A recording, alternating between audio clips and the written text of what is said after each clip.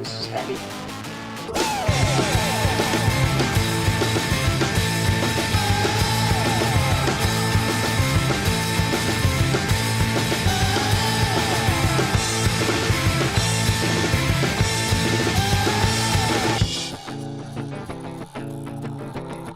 So what's been going on, man? Really nothing, man. Just work. So I started working with Big Body doing the mobile mechanic deal. Tell me about that. So you guys have a shop, or it's a mobile mechanic? It's a mobile mechanic service. Okay. There is a shop right down the street from his house where if we have something that's like a really big project, like for instance, we had to swap a clutch in one of those, it's called a Scion FRS, like a little 2-door car. Real small. We had to do a clutch in one of those, and doing that on the ground is god awful. So like this girl came and dropped it off on like a Friday afternoon. We swapped it on Saturday and sent it back with her. But mostly everything that we do, we can just do wherever your car is parked. Dude, that's rad. There are a lot of people that kind of do that. Well, it's like prime time now. Everybody's stuck at home. Well, Yeah, exactly. And we don't really have any competition, honestly. Like That's awesome. Yeah. I occasionally get Facebook ads for another company that does mobile mechanic work. Okay. So I decided to like get on their website and just kind of peruse around, and they charge so much money, like more than a regular shop would, because they like, it's like they're really pushing this whole like, you got to pay us more because it's convenient that we come to you kind of thing. I don't know, man. I feel like okay, especially here, like where I live, I don't have a driveway. Yeah. So I don't have a way to like. Would that be a hindrance? Just for park you in the guys? street, you know. Just for park, me. like to just take over the middle of the road. Yeah, And, you don't even have to do that. Like where your van, the vans and stuff are parked right now. okay. Like you can just leave the car right there. We can do whatever you need to. No, I'm gonna park it in the middle of the road. You can do that too. and just That's fine. tell everybody to go around, put a detour sign up. Look, or man, something. I don't know if you've seen how big David is, but if he tells people to go around, they're probably just gonna go around. I don't know if I've met him. So, did he start the company? Yeah. And So was he doing this on his own, like just going out and fixing people's cars at their houses and stuff? Yeah. So the way that it started for him was he had worked at some like commercial shops and stuff like that. Like he worked at Meineke and stuff, and he went to work for the city of Hoover. And I think he had like when he went to work for the city of Hoover, like that was going to be like that was it. You know, he was going to ride that till he retired. And things didn't work out that way. So And working for the city of Hoover, he's just like fixing their fleet vehicles. yeah, he was actually working on fire trucks. Oh, okay. Oh, wow. Which like it sounds super cool, but working on a fire truck is Very terrible. specialized parts and stuff. Yeah, like you're talking like oil filters like this big around, and like they hold like 28 quarts or more of oil and stuff. So it's just, you know, I mean, it's still an engine at the end of the day, but it's just on a much larger scale than what we do now. Well, I wouldn't know how to work on. I barely know how to change the oil in my car. Whoa. Whoa. That's about the only thing I can do. I can change the brakes. I can change the oil. Yeah. We're learning a lot right now. That's it. That's really I'm all. not, I I'm mean, not like very mechanically inclined. But now I got you, yeah, now you have me, and you can come to my house. Yeah, I can. Wait, and you can. You don't even have to be here. Just leave me a key. I'll Okay. get you taken care of. Sweet. So he for a while was just like he was off like every Tuesday, I think, from one of his jobs. So on Tuesday he would go and help out a friend or whoever called and needed it, just to make some extra side money. And then when the whole Hoover thing didn't work out, he decided to just kind of roll the dice. Like it's like, do I go back and work for somebody else again, or should I try and see, because he was making decent money like every Tuesday, when he was doing it. So he decided to roll the dice and see if he could make some money, make a living wage, just him and a Chrysler Pacifica, which is an SUV. It eventually became a minivan, but he has the SUV. So he loaded up with tools and made a Facebook page called Big Dave's Auto Repair and started. Big Dave's Auto Repair. Yeah, right. And honestly, it's perfect. And like Jake Burnett, I think it was, like drew a really funny caricature of him. Yeah. And like okay. that's on our business cards and stuff now. So, but he did it for like a year, and then COVID happened. So he just took the time off and was doing some stuff. Like if people wanted to drop cars off at his house, he'd work on them there. And I've known him since like high school. We never really were close until probably the past year or so. And I was still working in logistics. I was an account manager for like a freight brokerage. So when we ran into you like 2 years ago at Mom's, I think that's what you were doing at the time. Yeah. Yeah. Yeah, Okay. it was. And I've been doing that since probably. Sounds like a really fun job. Oh man. Freight brokeraging. I don't even know what that is Yeah. exactly. So, Basically, you're just like a middleman between like a lumber mill and a trucking company. and you just set up the hall for Yeah. whatever it is they're okay. Now, wasn't there a company that when I worked for Holt, there was like this brokerage company, and they had like mini golf and stuff on the floor. Like it was like a party house, but it was like an actual business Was it downtown? Oh, it's the But they're like a brokerage. it's a lumber place. God, I can't think. You'd of the think you were name. on Wall Street the way they were acting. Yeah. Like Yes. Okay. So I know the place you're talking about. It's off 280, and they're just like a lumber. It's like something forestry service. It's something odd. Like when we did the job there, I asked them. I was like, "What do you guys do? Do y'all work for the national parks?" or Nothing. so-" they Like, "What do you-" play all day. And dude, they're we in don't there do like anything. throwing planes and Yeah. playing, like golf on the floor. And Yeah. stuff. Yeah, it's like a movie. Yeah. Because we were setting up a movie screen so that they were going to do like a big movie day that afternoon, like during business hours. That rules. Yeah, and I was like, "What the hell is this place?" I've yet to find a job that lets me play golf in the middle of the day. Right. So, funny story actually. The company that I left before I started to do this, we have a putting green in the office. Really? Yeah. But you didn't like the vibe there? Or do Man. that? How long did you do it? I started doing it in 2014, I think. Okay. And I left this year in 2020. And the first company that I worked for was terrible. It was just really, it sucked. But like a year in, I got recruited to go work for this. I went to go work for another company, and that company had we had pinball machines and a ping pong table and all that crap. We had a basketball goal out in the parking lot that we had installed like a year after I started. They put that in specifically so people could go shoot basketball. Does that actually equate to more effective? I don't know. I think they Workers? just say that. Like Like, I look don't- at Shipped. You think they get any work done? They don't need any. I don't know. They might, I guess.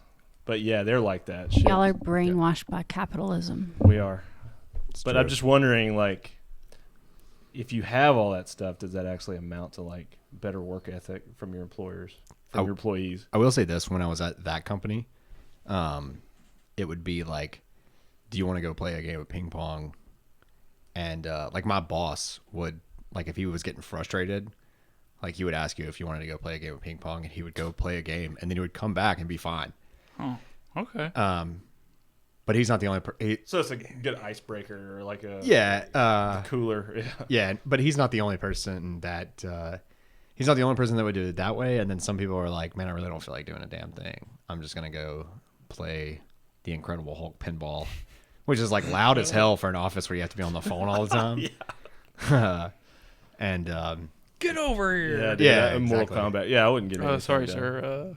yeah, what was that? Nothing, man. What can I help you with? Right. So, I left that company. I went and worked for another company. I was supposed to move to I was gonna try and move to Chattanooga. Everybody's moving to Chattanooga, man. Yeah. What's in the water there? I don't know, man, but it's just nice. Well, they're rebuilding after the fires and stuff, right? No, that's Nashville. Never mind. Yeah. But you know, So, what? anyways, you didn't go to Chattanooga, I guess. I did not. Okay. I did not. It's not that good. And yeah, F in Chattanooga. yeah. So I left that job with the intention to go to Chattanooga, and that just didn't pan out. And so I called in an old friend and that I worked with at my very first logistics brokerage job, and this was 3 years later. And I called him and talked to him, and he had told me a couple of times that they were looking to add people eventually. And then, so I was like, okay, cool. So I called him and we talked about it and stuff like that. And then I ran into him at Mom's basement where I ran into you and Katie last. I guess I used to hang out there a lot. I don't think I ever really noticed. It's a cool but- place. I used to hang It out is. there all the time before COVID. Yeah. And then, Yeah, then COVID ruined everything. It's moms, man, bringing people together. Yeah. Yeah. It's Mom's where, It's such a rad vibe there. I don't know. The fact that you can just go sink into a couch and Yeah, hang out. yeah, I don't know, man. There's something that just appeals because it's one of the most successful places I've seen. Like, living right down the street. Every time I drive by it, like the parking lot is slammed. Oh, or yeah, it man. was, and then Now that COVID's kind of easing up, or at least restrictions on the way you can do business is easing up. Yeah, people are getting out and about. Yeah, dude, I see cars there all the time. Just like, I don't know if that's a good or bad thing, but Yeah, good they're staying busy. I guess. It's nice that the city's like coming back to life. At the same time, you just don't want like a massive COVID outbreak stemming from like your favorite bar or whatever. But Nick Saban's got COVID. I know I would. I'd take his place right now if I could. Man, so we were talking about that before you got here, and it's just so crazy that he's not going to be able to coach in any capacity, at least to my understanding, because of. I think that they had talked about him maybe remoting in during the game or being able to make some play calls to his, I guess, the next in line, Sarkisian. Yeah. Sarkisian. I don't know how to say his last name.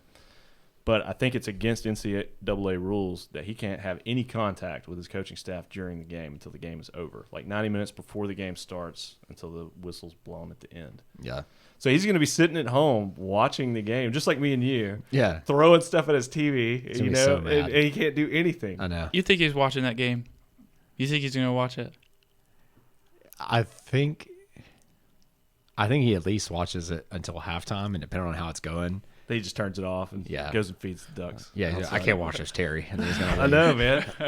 So what do you do? Oh God, it's so crazy. Do you remember? Boy in the Plastic Bubble? Is that what it was called? Or Bubble Boy? Bubble Boy. Bubble Boy was the remake. Boy in the Plastic Bubble is like the old one. But yeah, Bubble Boy, where the kid's like in the giant. That's Jake Gyllenhaal. Isn't it? Yeah, it is. Yeah, okay, yeah. I do remember that movie. That's kind of what I was hoping for. It was like standing on the sideline like a giant hamster ball kind of thing. But I don't think that's gonna This isn't against the NCAA rules. Yeah, there's no, show me where yeah, exactly. I can't be in a bubble on the sideline. Show me in the rule book. I saw some meme that had like a picture of Nick Saban, and they gave him like a young haircut, like a wig, and it's like, this is Rick Rabin. He'll be coaching the team today. God, it's pretty funny. I remember. I think it was like when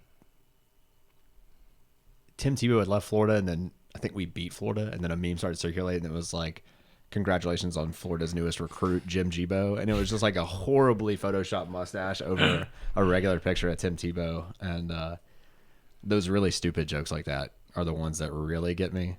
Really hit home. Yeah, man, they do. I'm like I realized not too long ago that like that dumb humor is really what gets me.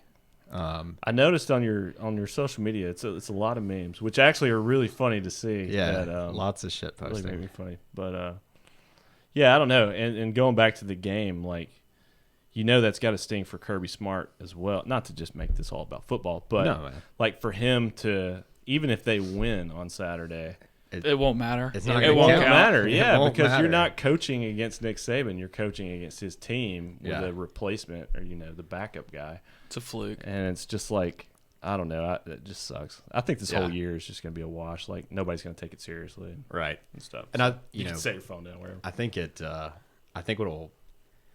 what'll happen is if your team does really well, then like this is a football season where you overcame like great challenges, and if your team really sucks, then this was just a throwaway year and it didn't matter. Yeah. That's what the fan base is going to say. Yeah, exactly. It's like, nobody cares. That Yeah. season doesn't count. Yeah, that season that counts. Like, what are you talking about, man? We went 12-0. Definitely counts. No, But it doesn't. no, it's weird, man. It doesn't even really feel like football season. That's what I said. It's like, I don't know. It cheapens they're still having the SEC championship.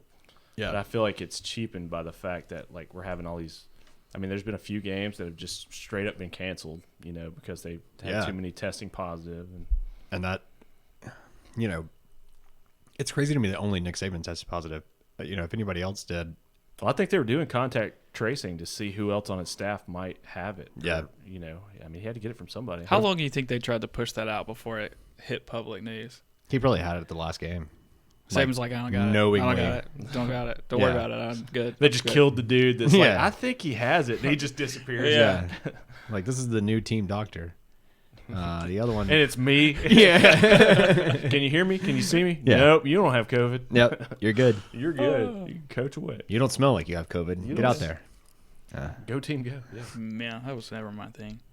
That it really wasn't my thing for a long time, and then I think hanging out with like Tyler Gore, and that's when I got into football. Okay. Yeah, I know. I used to hang out with a lot more people that were into football and sports in general, and that made it more fun for me. And then when I didn't understand what was going on or kind of what the stats were and stuff, I could always.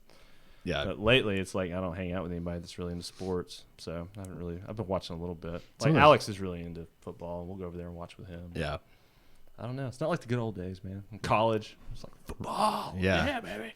Like it really, really meant something. And now I'm just kind of like, now I feel like that old guy who like, I'm way past any prime I would have ever been in to even play football. So now I just sit on my couch and like bitch about how they're playing. You know, that quarterback that's doing a phenomenal job in any Yeah. other circumstance but fumbles it. You're like, oh my God. Yeah. What's wrong with you? Like, well, you're an idiot. Yeah, It's like, freaking idiot. like I can't even fit my hand. Like, it's I hard can't for even me. throw a football. Yeah, right, Like, like- I have to throw like the junior sponge ball that you buy at the beach. It's like a Nerf Yeah. ball. That's like a Nerf ball, and That then whistles. even then, lights up. Yeah.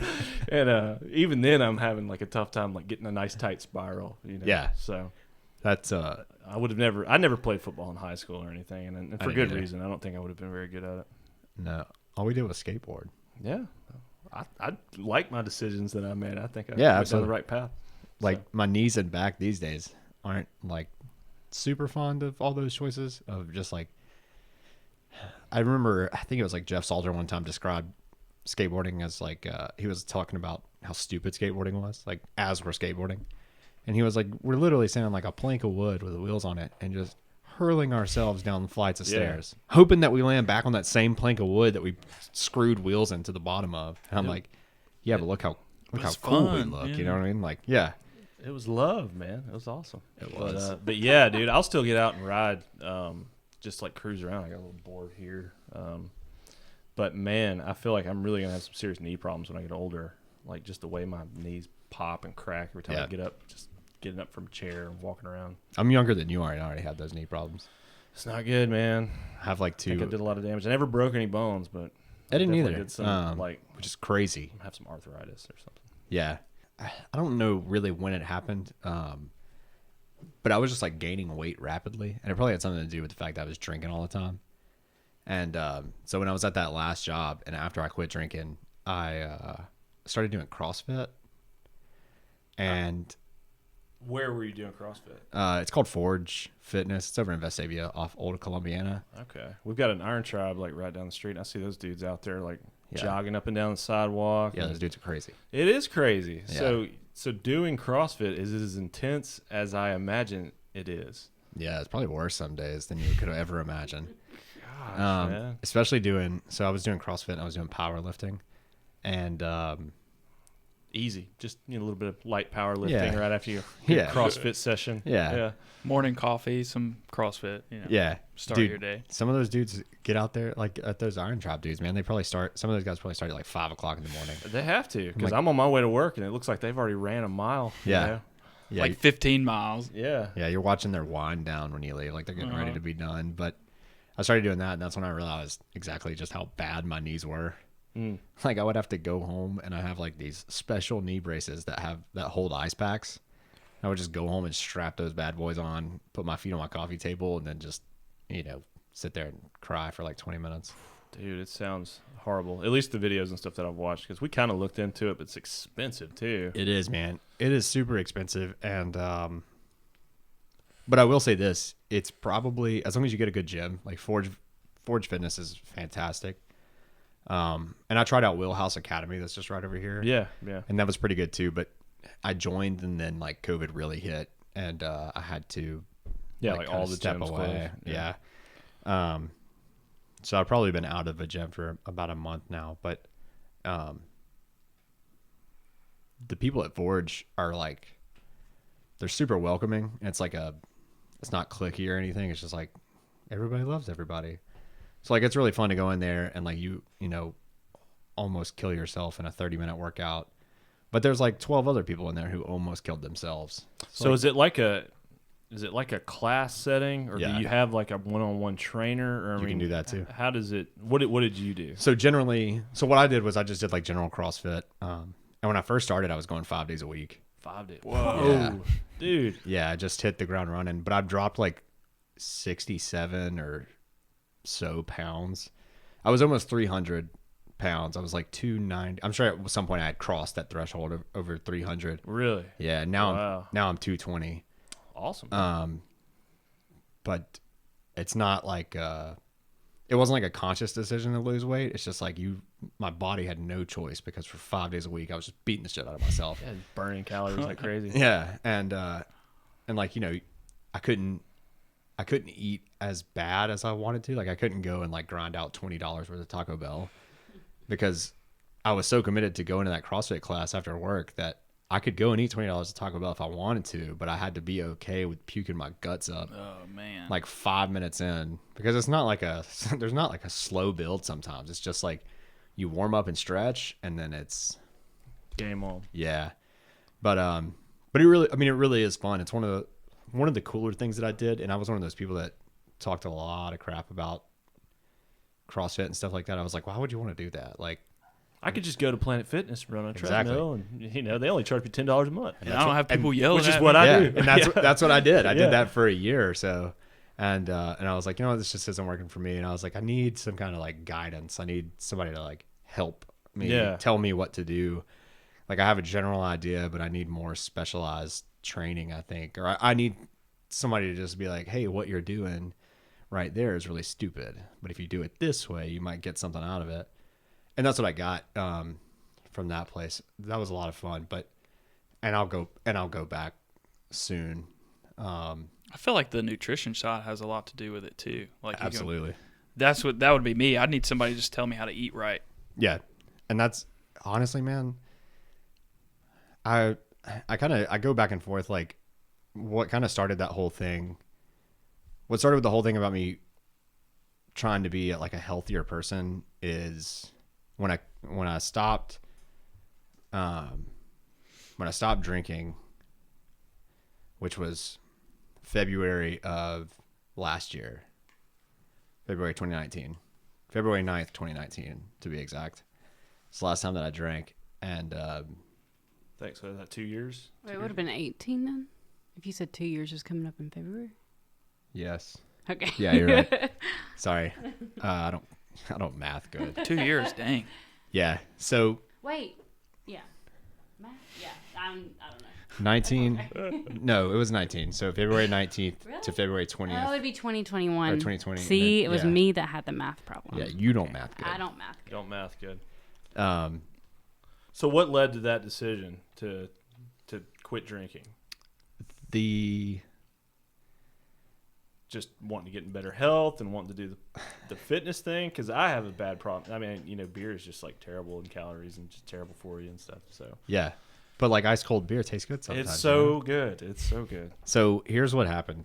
I had kind of been off the rails for a little bit with my drinking, and I think my drinking, just like anybody else, like it all started as like a fun thing. Like, you know, when we were in high school, you'd go and like drink in the woods or whatever. Your friends' parents would go out of town, or you'd have that one friend who had super cool parents. You know what I mean? I never had that one friend, but yeah.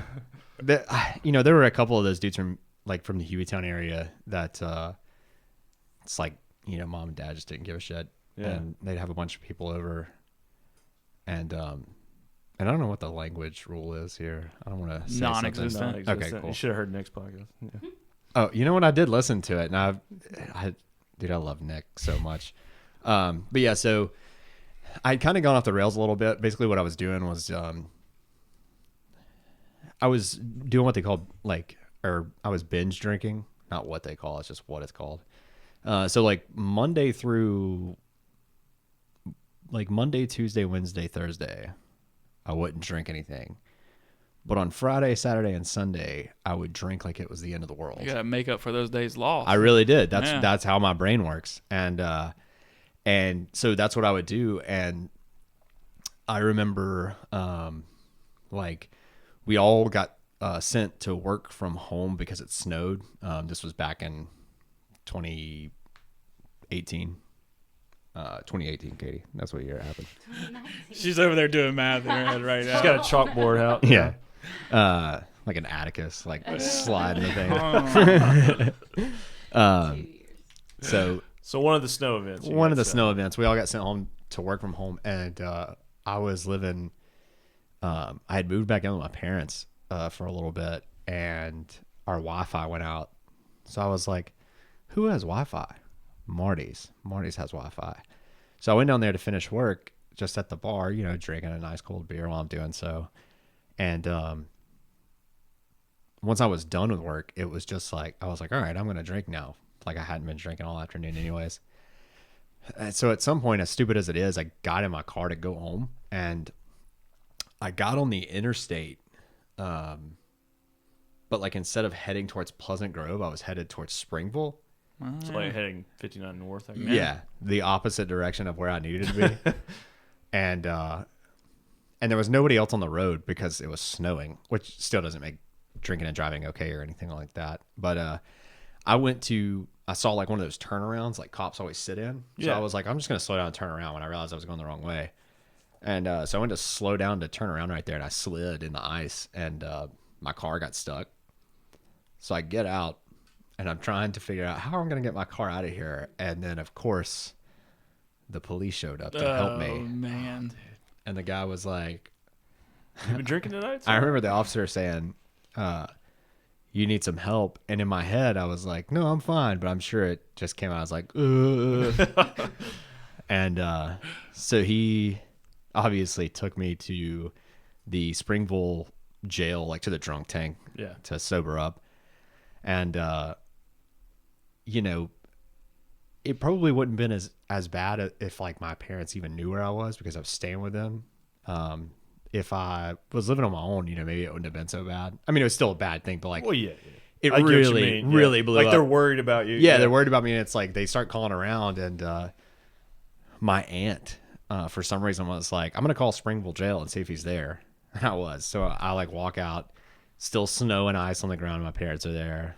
We had like a really awkward discussion because, you know, at the time I'm like in my late 20s. Like, what can you really say to an adult about like what they're doing? Just like, hey, you're gonna end up, you know, killing yourself or whatever if you don't stop. So I played it cool. I had to be on like color code, so I didn't drink or anything or I didn't do anything for 90 days. That was my time on color code. And my color code was in Springville, and the lab that you had to go and do like your drug testing in was just an old house that they turned into a lab. Like the bathroom was like, looked like it had been remodeled in the 70s and stuff like that. It was very strange, but So color code, just to clarify, you have a color, and then you just get Yeah. called randomly to come take a test. yeah, like a drug my test color or was something? cranberry. Cranberry. Okay. And you have to call every single day. So you call them and say, "Hey, is my color up? Do I need to come take?" Yeah, when you call, it's an automated recording, and in Springville, it was like, "Thank you for calling the Springville color code.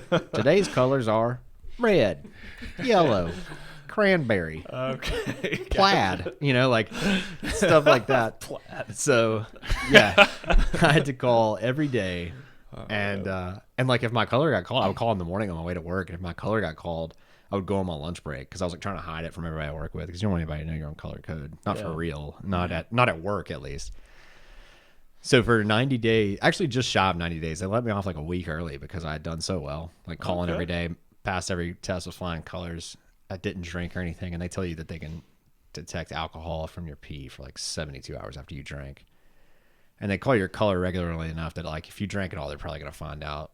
But they were like, we're going to let you off early because you didn't fail any of these alcohol tests. And I was like, tight. So like any normal person, to celebrate getting off color code for drunk driving, I went to the bar and got hammered drunk.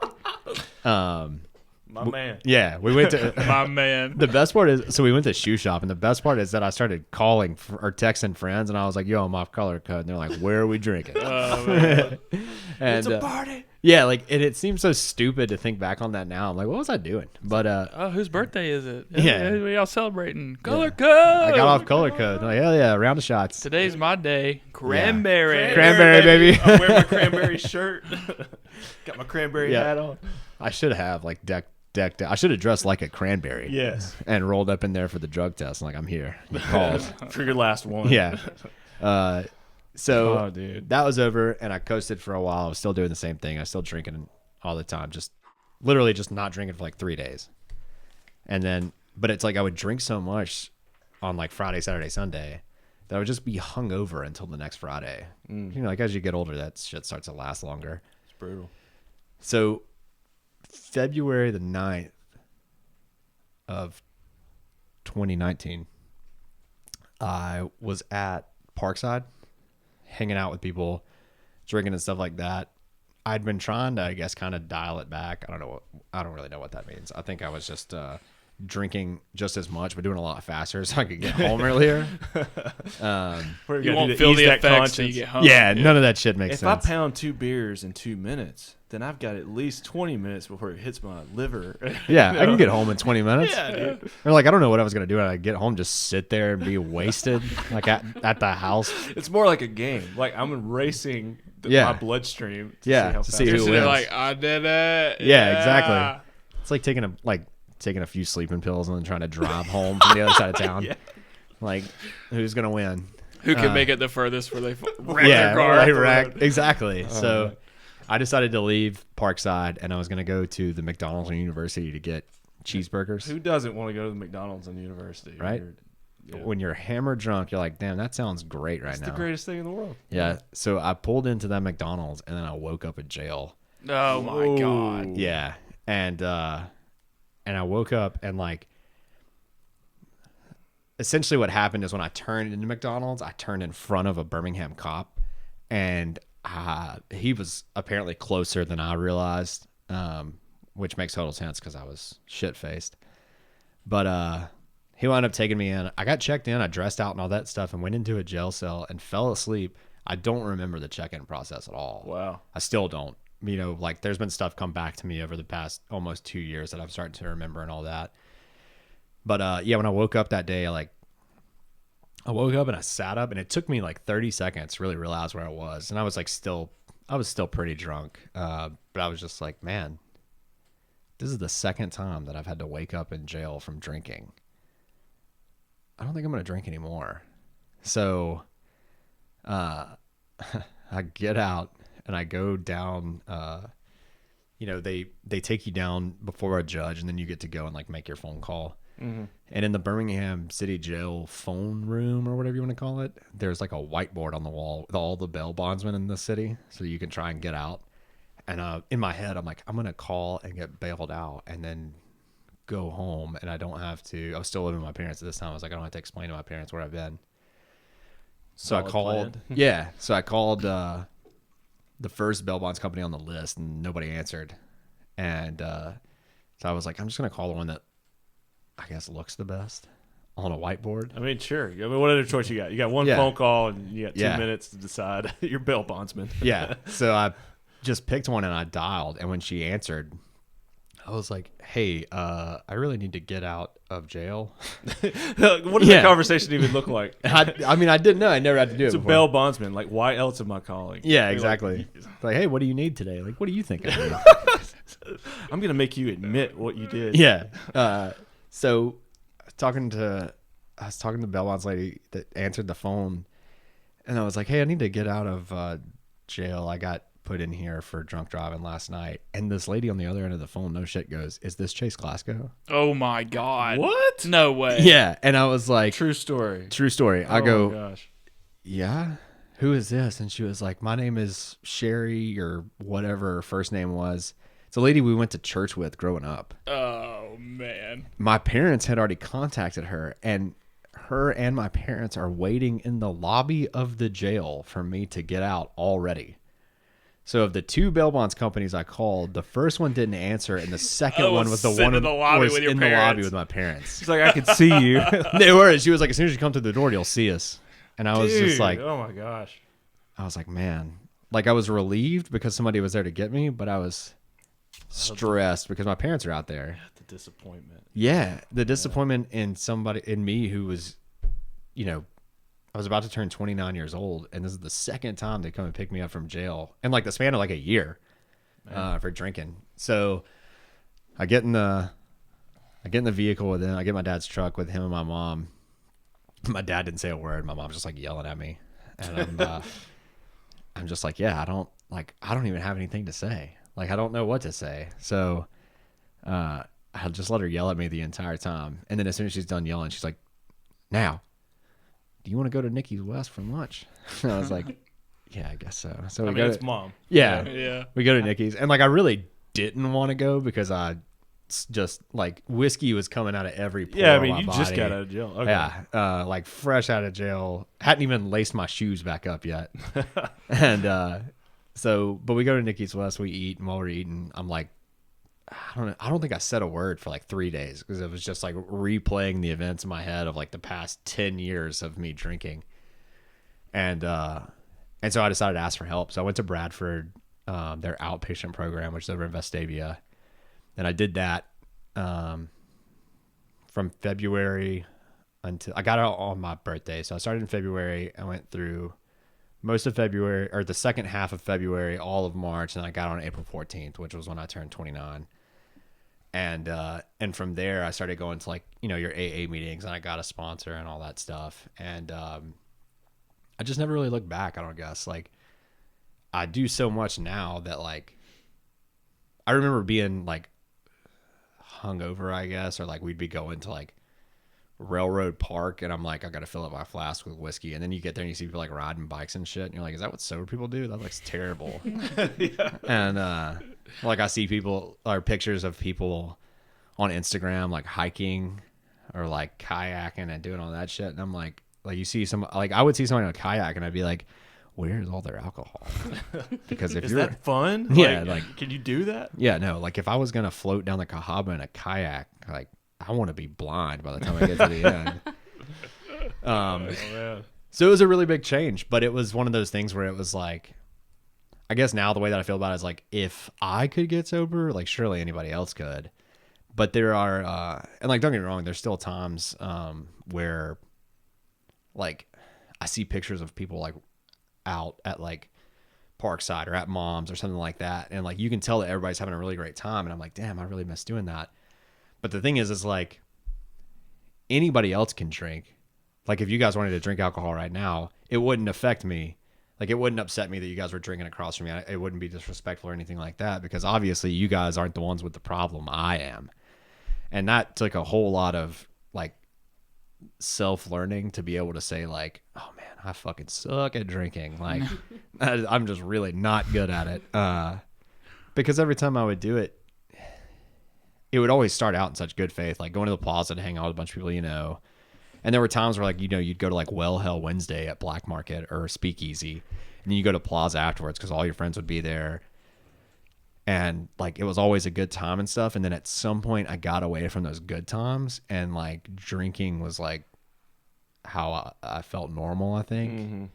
Mm-hmm.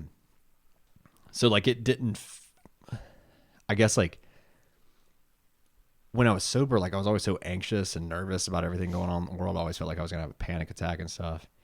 And that's probably because I was hungover for like, 10 years.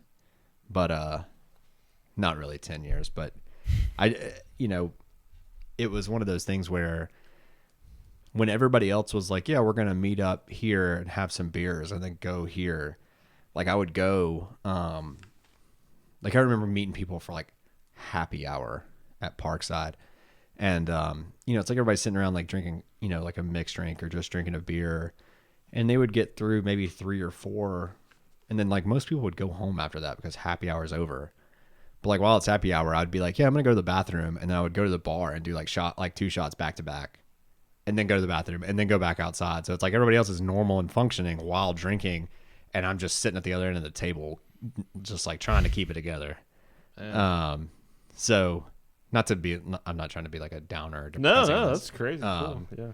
It's just, I think it's helpful for people to know just kind of like what goes through your mind and what you were thinking at the time too. Just if they're also struggling with that, like someone out there listening, I think it'll be helpful. Yeah, for sure. And it was one of those things, I think when I first got sober, I really felt alone because most of my friends do like to drink and do like to party and go out and stuff like that. But I'm lucky in the sense that all those friends that like to do that will still hit me up to hang out. And there's not any pressure when I get there. Like nobody's just like, hey man, you want a shot? And when I say no, they're not like, why not? Yeah. Like, those are good friends to have. Yeah. Yeah, I can understand the social pressure that would be there, especially if you have other friends who are also dealing with problems. It's like, you know, it almost makes them feel less guilty about it when other people are doing the same thing. Yeah. Versus like if I know I have a drinking problem and I'm going to hang out with you and we're at a bar and you're not drinking, then it's just like a reflection of like my problem that I have. Like, you know, like I need to chill out or get help, you know. So that's interesting. I've never heard that perspective. And I think another thing that really helps me, or helped, you know, pre-COVID is that, knowing a lot of people downtown means knowing a lot of the bartenders at the places that I go to, and a lot of them know that I'm sober. So there's no, like, I've had people, I remember being at Shoe Shop one time and everybody was going to take a shot of sake, and I'm sitting in the line with all the people that are going to take a shot of sake, and I think maybe it was Leah Hogan, who is just a wonderful person. She pours like all these shots of sake and then takes a shot glass and puts Sprite in it and gives that one to me and gives sake to everybody else. Okay, so it's not like blatantly obvious. Yeah. Just give me like a Sprite can. Yeah. Crack it. But I mean, like the fact that when everybody does the shot or whatever, and you're just sitting there, like, you know, at least you could feel included. Exactly, you know? and that wasn't even anything that I thought of. You know, it's just like, you know, something that probably being a bartender, that's probably one of the things that you deal with is people that don't drink. Sure. But also after I quit drinking, I started working at bars, which was weird. I started working door at Shoe Shop. And then I started working, I worked door at Shoe Shop just to make like some extra money. So is it weird when you're sober and you see all these people that are just getting annihilated? As the night progresses. From the other perspective, like, you know, honestly, I remember when I told my sponsor that I was going to start working the door at a bar, he looked at me like I was insane. And I was just like, look, if it's tempting at all, like they know my situation. So if it's tempting at all, like I can just be like, I can't do this anymore. Right. But it was actually really eye-opening to see people, the people that could be there and hang out and drink all night, but not end up like crawling to their car. Mm-hmm.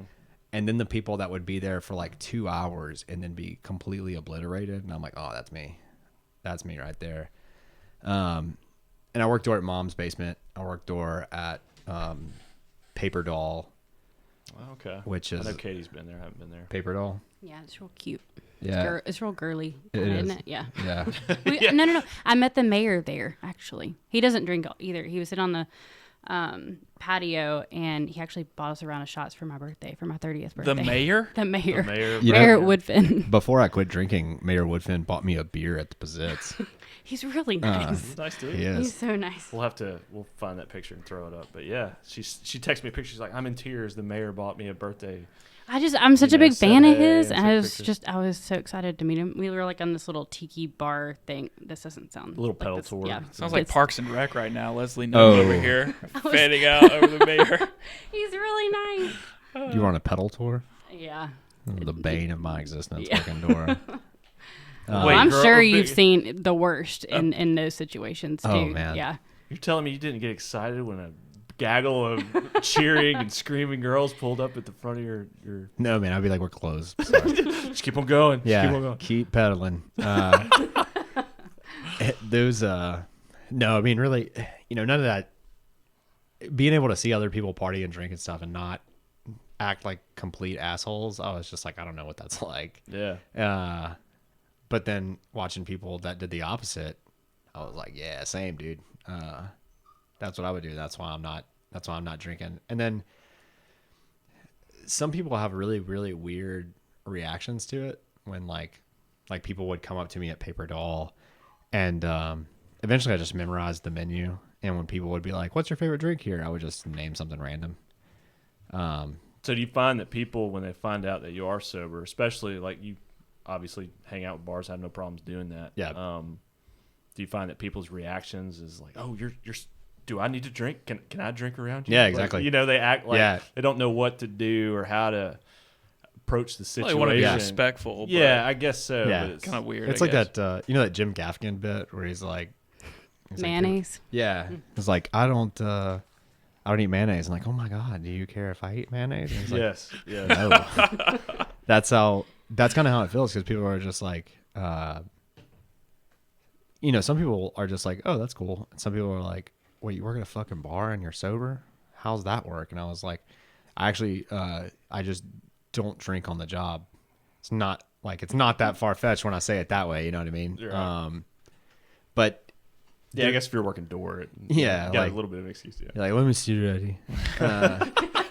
This isn't you. Yeah. This doesn't even look like you. Like Prove it. Laying Prove across it. my stool. Yeah. Spell your name backwards. Yeah. One of my favorite things that I've done at a bar since being sober was at Queen's Park, which is owned by my friend Mud and his wife Laura, newlyweds. I'm not familiar. Where is that? It's right around the corner from Paper Doll. Okay. It's on like in the Morris Avenue. Yeah. Katie, can you Google Loft that District for an or address? Queen's Park. Queens. They do this thing called Miracle, which is like a Christmas kind of thing. I actually have no idea how to explain it, but it's like a long Christmas thing. 112 24th Street is where it is. Okay. Yeah.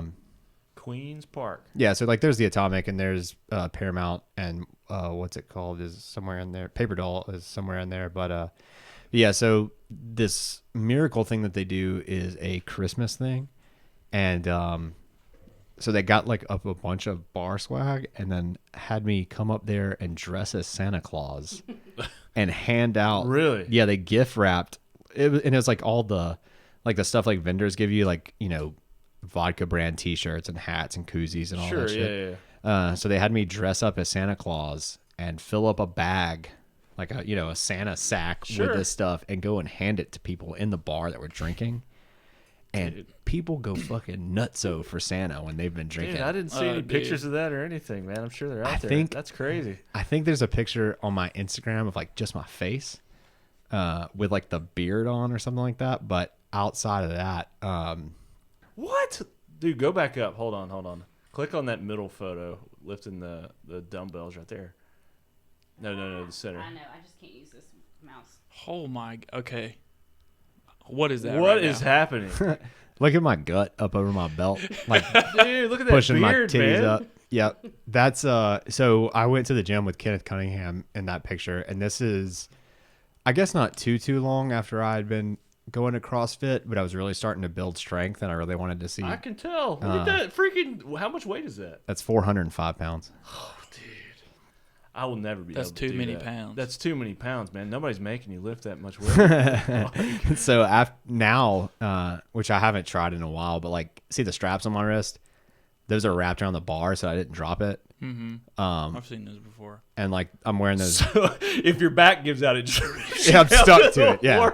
Yeah. That seems so dangerous. It undoes once you drop the bar. Yeah. Because it's just wrapped around. Okay, I thought you meant like you're handcuffed to the. No. Okay, so are you That doing, would be tight. Are you doing smelling salts when you do lifts? I like do this? have some smelling You do? salts. Yeah, but you know what's funny is I've never hit them right before I lifted weights. Oh, dude, I What's almost the died when smelling I hit salts? one. What's the smelling? We salt hit it just for fun. It's like ammonia.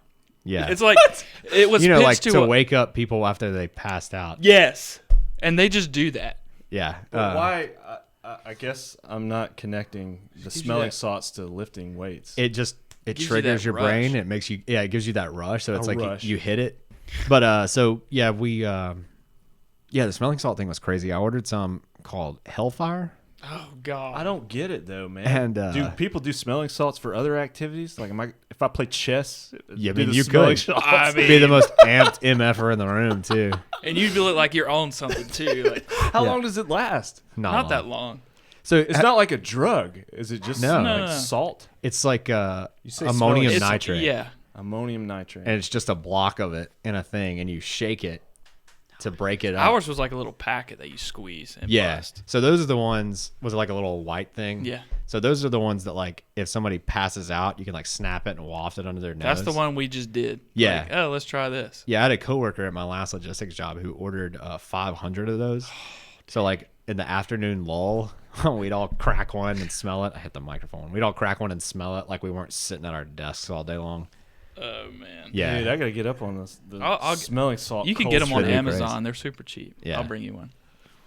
And we'll do it on camera. It's not like cocaine in a packet though. It's like You'll see.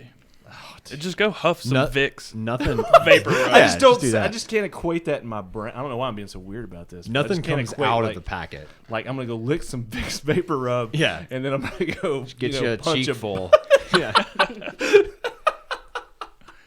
What's not to get?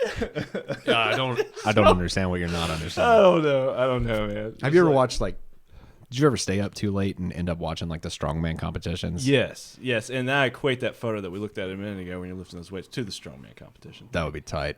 Those guys can lift way more than I can. So that's a thing when you're doing like heavy weightlifting. Yeah, smelling salts. So if you watch like a strongman competition, and I guess I didn't even ever really notice it when I was like young, and I would watch those strongman competitions of dudes throwing logs or whatever, lifting the boulders. Yeah, but if you watch a lot of times right before they start, like right before they say go, salt me, they'll be standing there and they'll have they'll have it in a bottle, which is how my Hellfire smelling salts are. You shake it up, open it up, and sniff the shit out of it, and then they'll put the guy back on, throw it down, and then they're ready to go. And you're not like doing a line of it off the tail. No. I mean, you could bounce it on your finger. Yeah, that's gonna give you something totally different than what it's supposed to do, I think. But okay. But yeah, I do have smelling salts, and I guess maybe I hit the smelling salts like twice before a lift. I don't know why we got on this whole tangent about smelling salts. It's very interesting. I didn't know that was a thing. I didn't know that was a thing. Oh man, at all. There's so many different options too. Like, there's a whole vast world of smelling salts. There's a whole world you are unaware of. I am so out of the loop, man. So I followed this guy on Instagram. He's a weightlifter, and he did a review. He had like 6 different smelling salts that he was going to review. And he's on his balcony. He's like, so this is such and such. I'm going to try it. Hits it. He's just like, oh, yeah, that's good. Sets it down. Picks up another one. And this one, and I'm going to try it.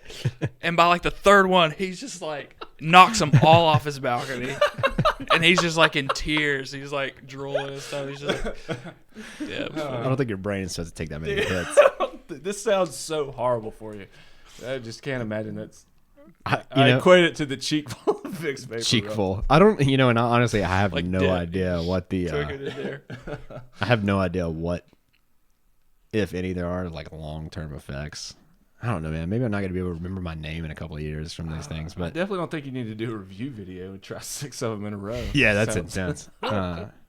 So going back, you're Santa Claus. Oh yeah. Yeah, I was Santa Claus. So Katie found the picture and yeah. Yeah, so I was actually standing in the Queens Park stock room. That was when I was putting the outfit on.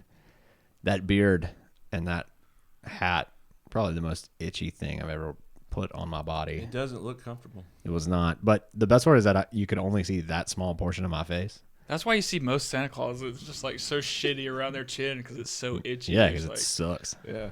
I mean, I ain't trying to be Santa Claus, So how was that walking through a bar full of people? Man, yeah, dude, that's what it was like. As soon as I came down the stairs, lots of elf quotes from the movie Elf. I know him. Honestly, probably too many. Yeah. Oh man, so many people said I know him. Let me think of one. Hang on. Come back to me. All right. Short pass.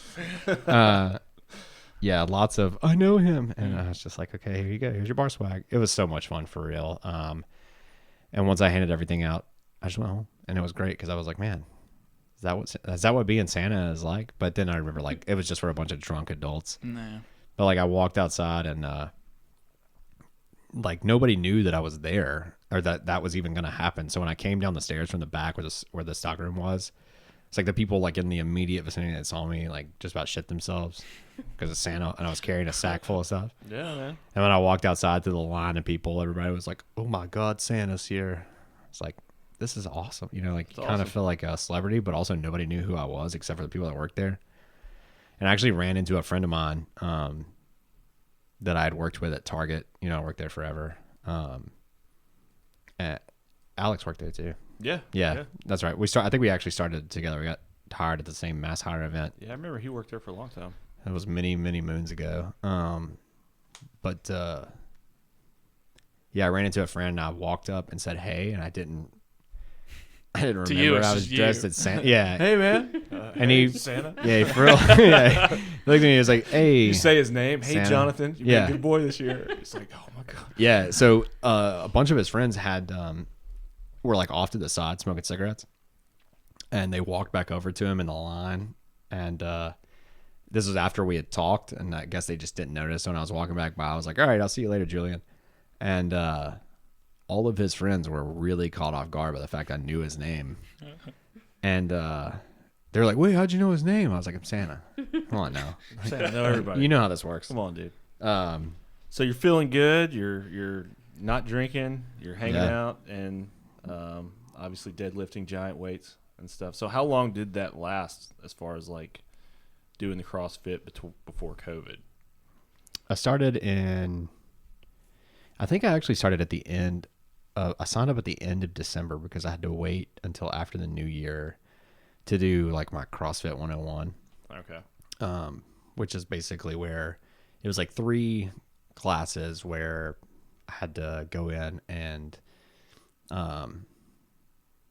they teach you how to not to kill yourself doing all this stuff? Yeah, basically. I'm sure you can get hurt. And like the thing is like they're going to show you like the basics, and like, I mean, if you get hurt, that's on you. Like, obviously don't try and snatch 400 pounds over your head if you can't do it, because 400 pounds landing on top of your head, it's not fun. But it was basically just like a crash course on the movements that they use. Because one of the things with CrossFit's it's Olympic style lifting. So it's not just bench press, deadlift. Olympic style lifting. Yeah, so Olympic style lifting is like split jerks, clean and jerks. A lot of jerks. Lots of jerking. Lots of jerking. To the point that I would have to wear like elbow braces.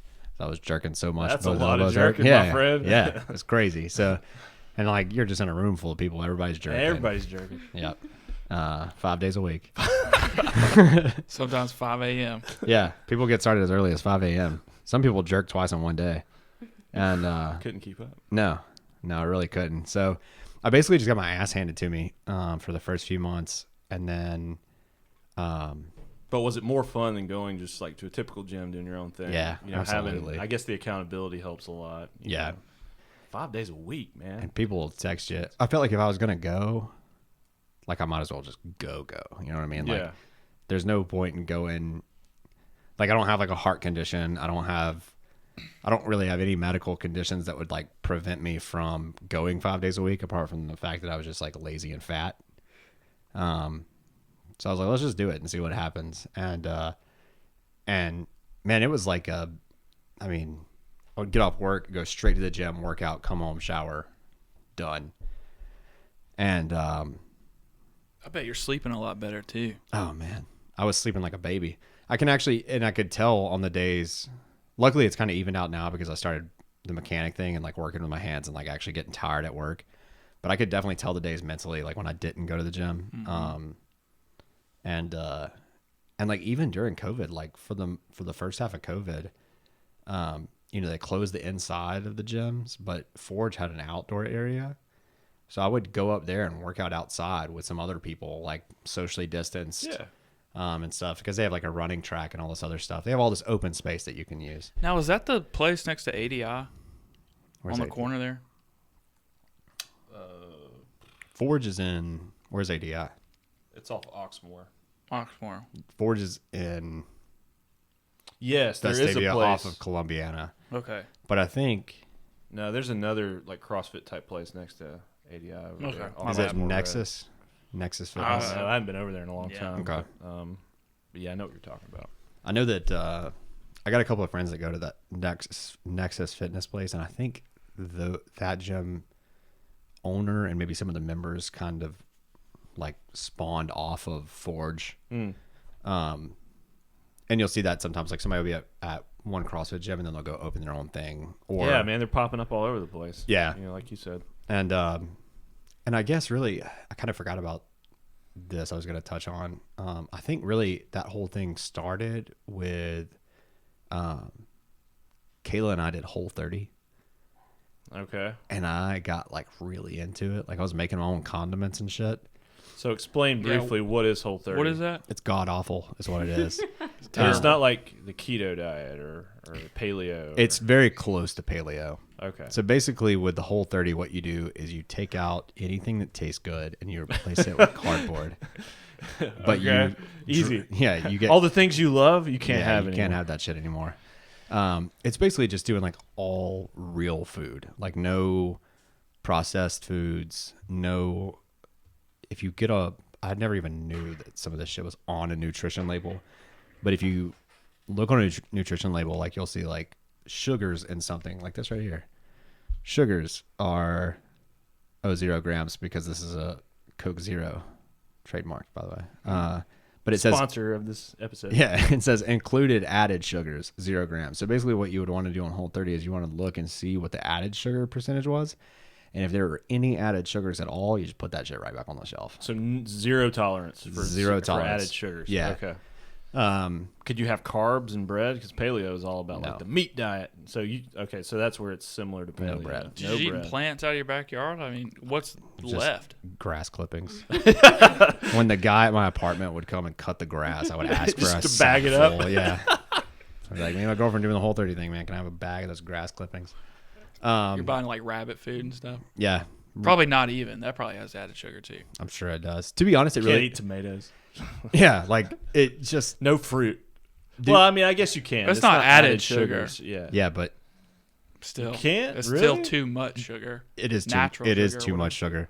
So you can use fruit juice to like sweeten things, but you can't have honey.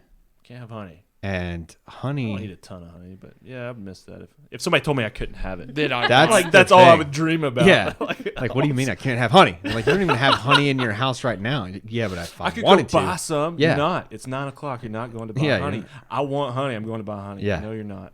Get on ship.com. That's right. I'm gonna bring it to you. Yeah. So it was stuff like that. Like you can't have like anything. But I bought this Whole30 cookbook and.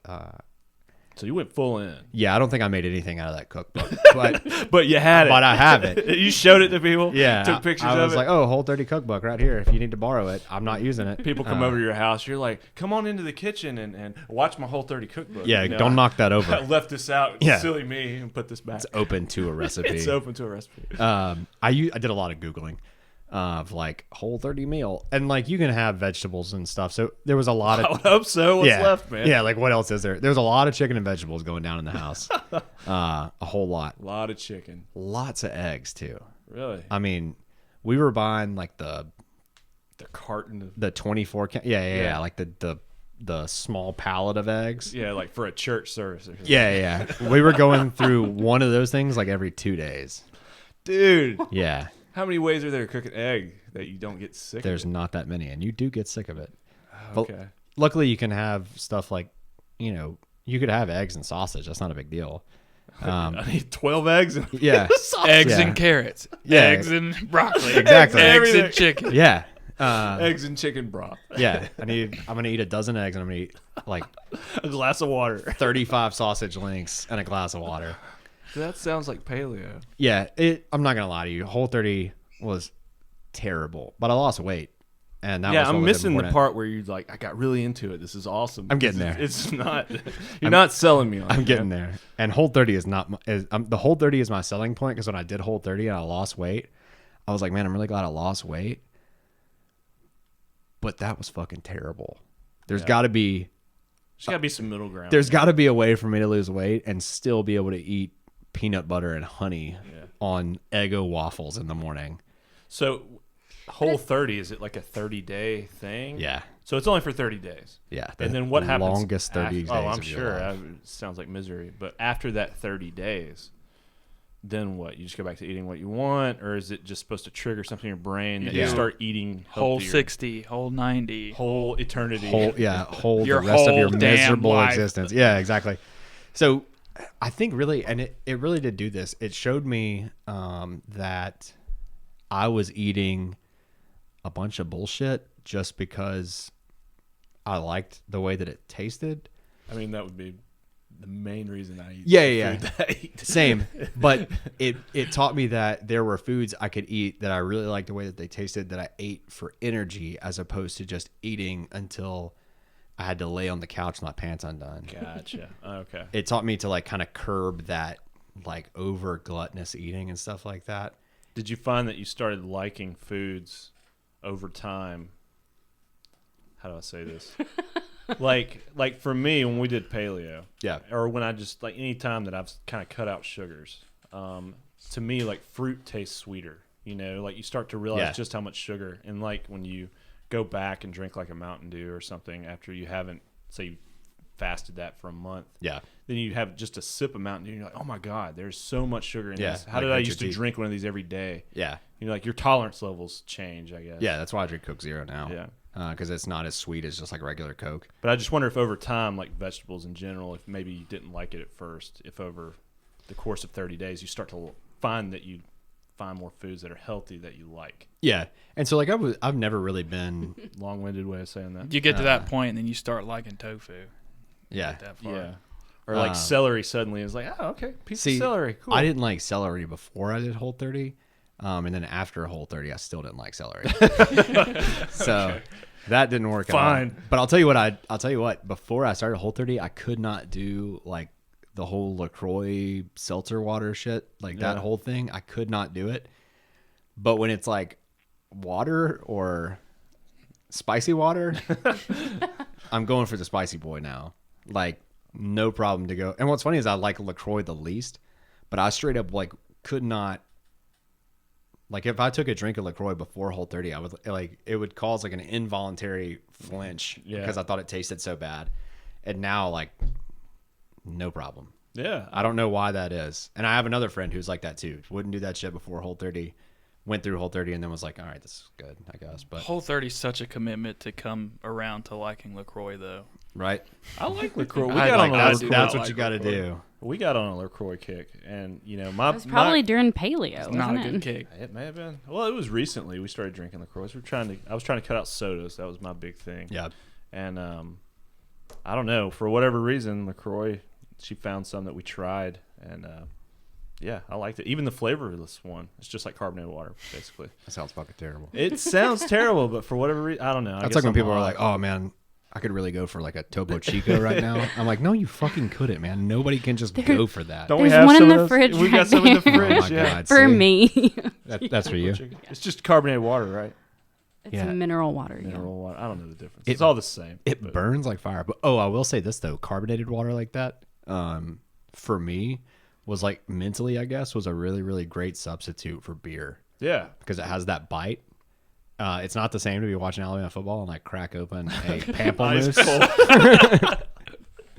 But it is. You're there with your boys. You crack it open. You put it in a koozie. You put it Exactly. koozie Yeah, I put it in a immediately. koozie because if anybody saw me drinking pamplemousse, they beat my ass on the spot. But no, it really was like if I ever got that craving, and I don't really get those cravings anymore. But for a while there, I would, and I was like, oh man, that would be really good. But this, whatever pamplemousse LaCroix would be fantastic too, I guess. So I'd crack that open. But Whole30 was weird, but that's what started that's literally what started the CrossFit thing. Is I was like Whole30 sucks so bad. There has to be a way I can lose weight and get in shape without having to cut out all the foods that I love. So when you do CrossFit, is there any nutrition involved, or it's mostly just like, For sure. are they educating you if on you the want it things to be? If you want it to be. Yeah. And they will tell you like, a lot of it is, it's like common sense, like don't eat a Big Mac and then come do CrossFit. Right. But they don't say, hey, like you need to cut these things out of your diet. No. Now, but you can. They're like, one of the coaches, maybe more than one of the coaches at the gym is a nutritionist that you can like, you kick her whatever her fee for her nutrition business is, and she'll send you like recipes and stuff like that. Yeah. Yeah. Okay. And you can also do, so there's two companies in town that I know of. There's millfit.co and there's Fit5 Meals.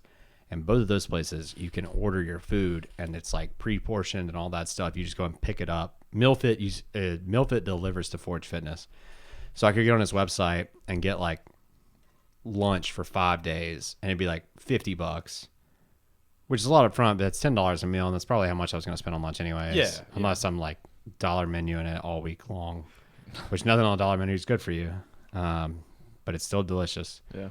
But, $50 for 5 lunches when I was working in the office, and it's like you throw it in the microwave for a minute and a half or 2 minutes, and then you have like, and it would be like really good food, but it's like this guy's, like one of my favorite things was like it was like a taco baked potato kind of thing, but it was just it was a big sweet potato, but it still had cheese and all that stuff on there. It just wasn't overloaded with like butter and sour cream and stuff like that, but Not like the potato you get at Wendy's.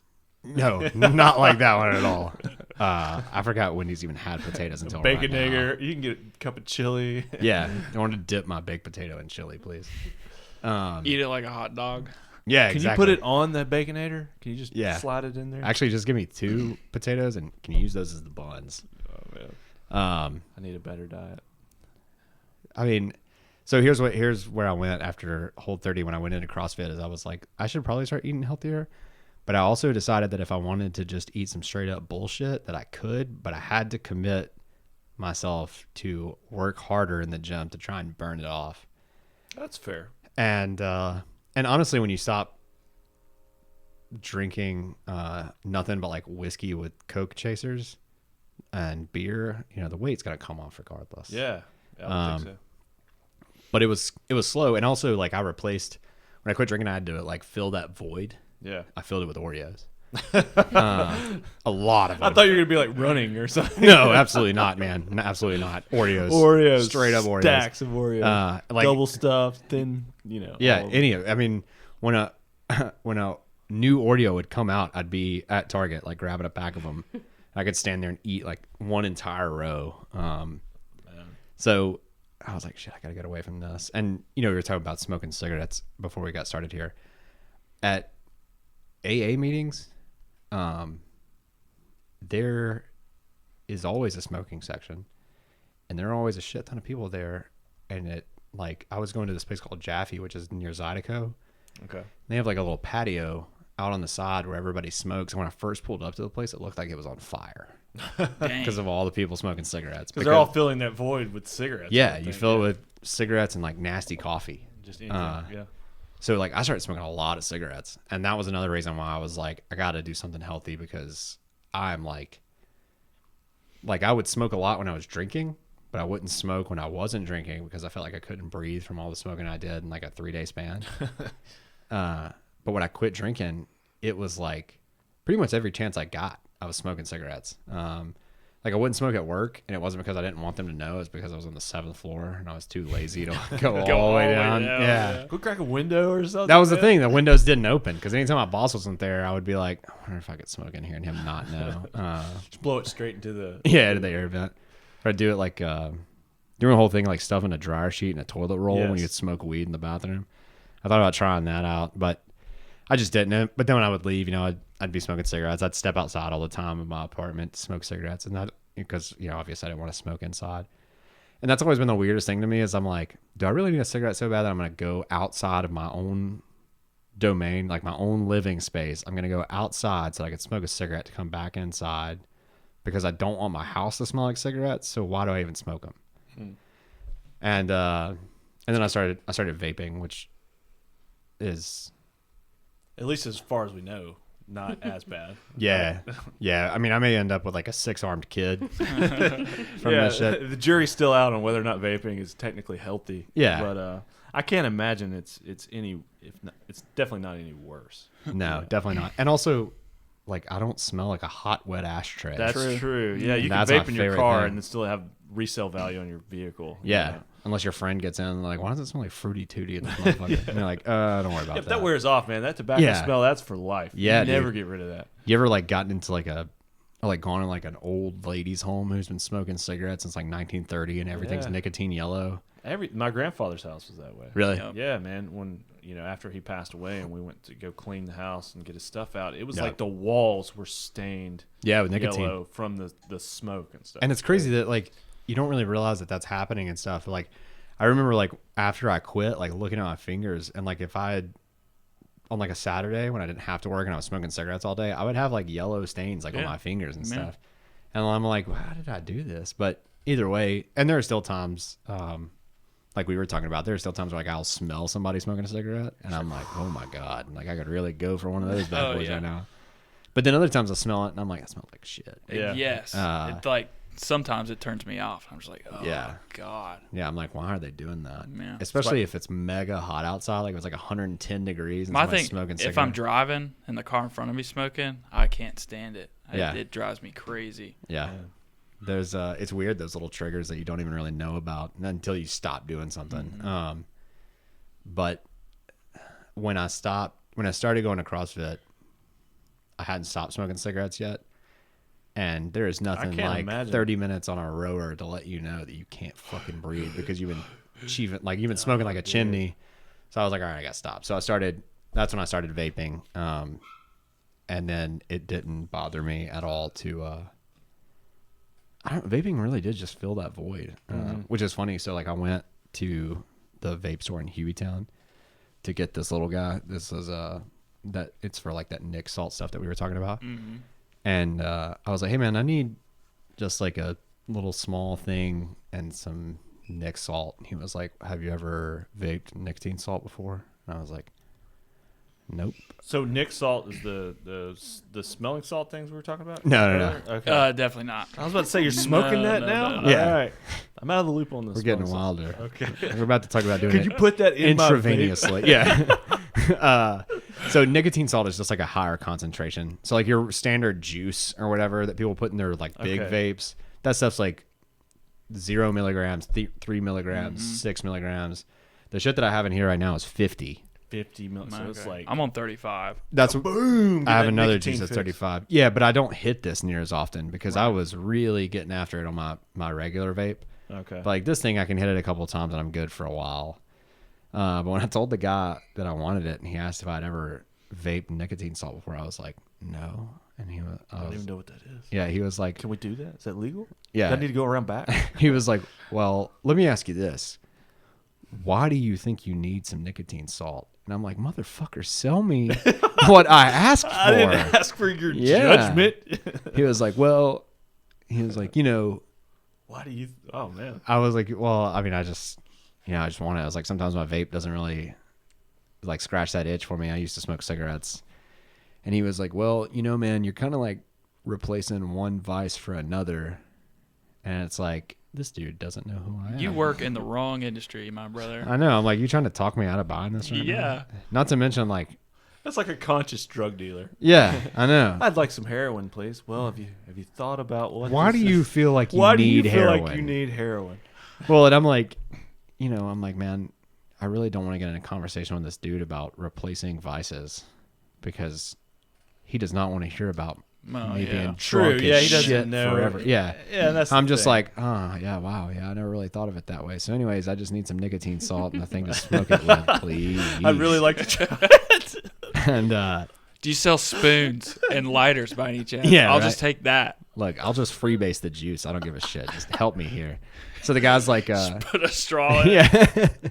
Thanks, bud. So yeah, he just I really should have done that. I'm sure it would have fucking right in front of him. Destroyed me. It just like put it in my eyes, like eye drops. I'm like, oh, that's that good shit I needed. So he was like, well, all right, I'm gonna hook you up with this thing, and I'm gonna start you on like 35 milligram. Like in my head, I'm like, are you my fucking doctor, my dude? Like, you're gonna start me on that? Like, you just come back in 2 weeks. Yeah, let me know a reassessment. Let me know how that works for you. Come back in 2 weeks. We'll do a physical, and we'll see if we can bump you up from there. Oh my god. So I'm just like, okay, cool. So I get some like strawberry flavor or something, and I hit it a couple times, and I'm like, well, I should have just got 50, but I have this bottle at 35. So I just went to the vape store the very next day, and there was somebody else working there. And I was like, hey, man, I just got this vape to smoke nicotine salts with yesterday, and I got like a 35 milligram juice, but like, do you have anything stronger? He was like, absolutely. Come with me. Yeah, he's like, what you thinking? Keep your voice down. I'm going to lock the door. Yeah, let me close the shutters here. I was just like, yeah, just like some 50 milligram would be cool. And he was like, yeah, I got you. What flavor do you want? And then he like told me all the flavors and stuff. And how high does it go? There's too many flavors. I have no idea, to be honest with you. Does anybody need to go higher than 50? I've only seen the highest is 50. How much nicotine is in a normal cigarette? I think it's 50 or 30, 50. Something okay, like so we're not talking about like it's equivalent to every pack of cigarettes. Okay. Yeah, it's not like smoking a super cigarette. But I mean, like one hit of a 50 milligrams, not like smoking 5 cigarettes at a time. No, okay. Because it's you put them in these little pods. Right. Yeah, like my juice is in this thing. Yeah, it looks like mine. So it's I'm just so foreign to the world of vaping. Didn't you buy a vape? I did buy a vape. Let me tell you my vape story. Okay. We've been doing like the whole CBD craze, and we liked it. And I was like, man, I bet there's CBD vape, and that would be cool. I don't know why. It's just one of those things. Like, you just want to try it. Yeah, and the so future. we went to a local store, and I asked the guy. He's like, "Yeah, I've never actually sold one of these before, so let's try it out." So I bought it, did it right there in the store, and it straight up smells like weed. Yeah, like it's like you're vaping weed, and it really didn't do much for me. And then I found out later that the oil versus like the liquid, if I'm not mistaken. Okay. A friend of Alex's is a nurse practitioner, or a doctor, or something. Katie would know. But we got on the topic of vaping, and she was like, "Yeah, the oil stuff is like the worst, and we think it's going to lead to like, you know, cases of COPD and just bad lung inflammation." And I noticed like after vaping, I would start coughing, yeah, you know, and I could feel like I just had crud in my lungs, and so I quit doing it. And so that was my brief stint with vaping. But apart from that one incident, I really didn't learn much about the vast array of vapes and the culture around it. Should just smoked weed and then vaped a vape. Yeah. You're trying to mix the two. Yeah, I thought I was being clever. And don't fix what's not broken. That's on you. That's right. Yeah. Don't fix what's not broken. If you need to learn about vapes, there's this dude at the vape store in Hueytown. Can he do like the like the vape wars and all that stuff? I don't know, but he'll fucking hold your hand and take you down the path to nicotine salt. But yeah, the next guy that I talked to when I was like, yeah, just like some 50 milligram stuff, he was like, yeah, man, told me all the flavors and then like handed me a bottle. I was like, yeah, I came in yesterday and this guy like wanted me to start on 35 milligrams.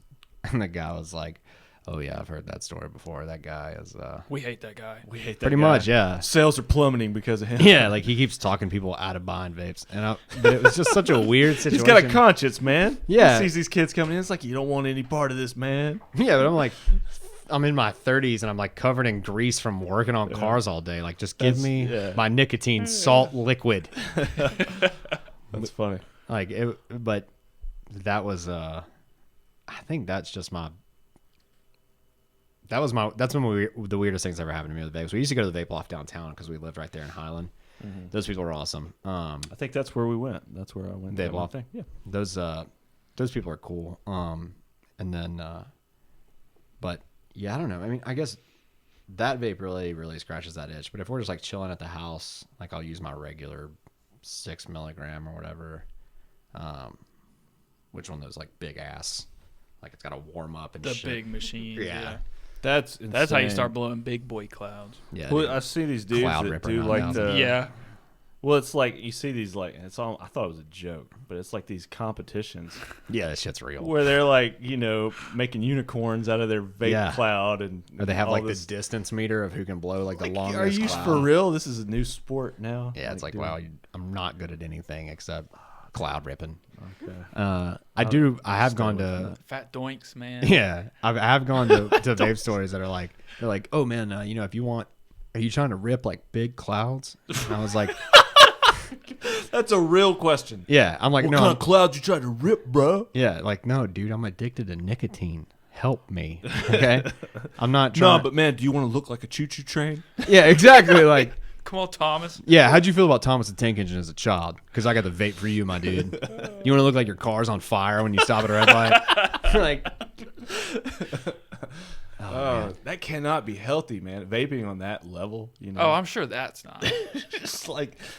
You got like a car battery hooked to like the giant traffic cone that you're sucking through, and it looks like your house is burning down. Dude, those things too, like that smoke is thick. When people hit it driving down the road, I'm like, they're gonna fucking fly off of a bridge. Yeah, like if we're riding in the car, like Kayla's like before like hit hers, and like while we're talking, and then she blows the vape smoke like across my path of vision.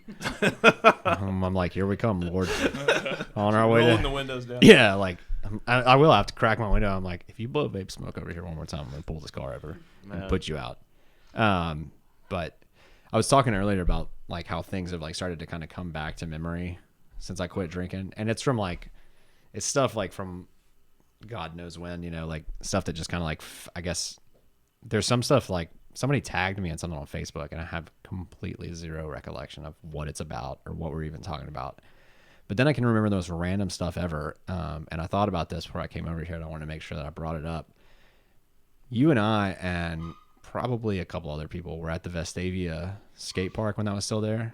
Yeah. I think it's like a Dunkin' Donuts now. Oh, but, yeah. They bulldozed the whole thing. Yeah. But you were skating, and you remember that little hip transfer that they had It was just like on both sides. Oh like yeah, it's right the next half. to the mini ramp. Yeah.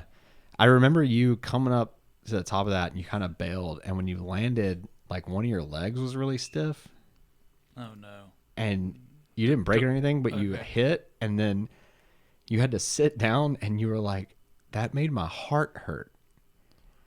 And I don't know if you remember it, I but don't know if I remember that. I remember like laughing to the point that I had tears because you were like freaked out because you like landed like on your one. It just like jarred your whole body. Jarred your body really bad, and you were just like, I think I'm having a heart attack. And like I was just losing my mind. Because, I'm dying over there. Yeah, you were like I need to sit down. I think was it you, Nick, and Randy for the senior prank where you guys drew a giant dick on the football field? Yes. Yeah, that was. Did you guys talk about That's that? my on Nick's favorite episode? story. I love telling people this story. No, I we have love not, it. We have not talked about this. I can't believe you guys didn't talk about it. We So the story goes. No, it's my favorite story. We People are like, "Oh, are you an only child?" No, I have an older brother, and for a senior prank, he drew a big dick on the football field. we drew several actually. Oh, It's true. It was the Randy mastermind the whole thing. He was like, "Hey, I've got this plan. Blame shift. We're gonna we're gonna because we were both in the marching band, and so he had like a printout of the field that they would use to do like movements for the band, and so it had the proper yardage and all that. And so he sketched out on the field what we were going to draw and where we were going to draw it, and so we got this plan to go to the athletic complex, which is where Pleasant Grove played all their football games, because Pleasant Grove didn't have they had a practice field next to the school, but in our town, everybody would go to the athletic complex, which was about a 10-minute drive, and that was like right down the street from my house. So they were like, hey, right before the homecoming game, it'd be really cool if we go out there with this like liquid death weed killer stuff that they had like blended together using like Clorox bleach and all kinds of other chemicals they got from the hardware store. And so we had this plan. We're going out there and we're going to draw over the field. It'll kill the grass, and then from the bleachers, you'll be able to see everything that we drew.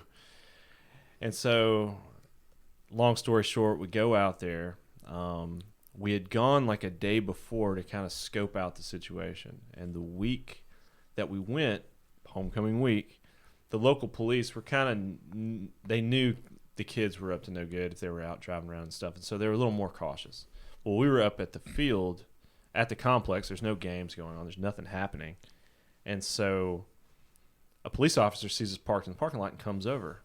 And he's just kind of questioning us. And one of the guys that was with us had like a red car. I forget what it was. It looked like a Ford Focus or something.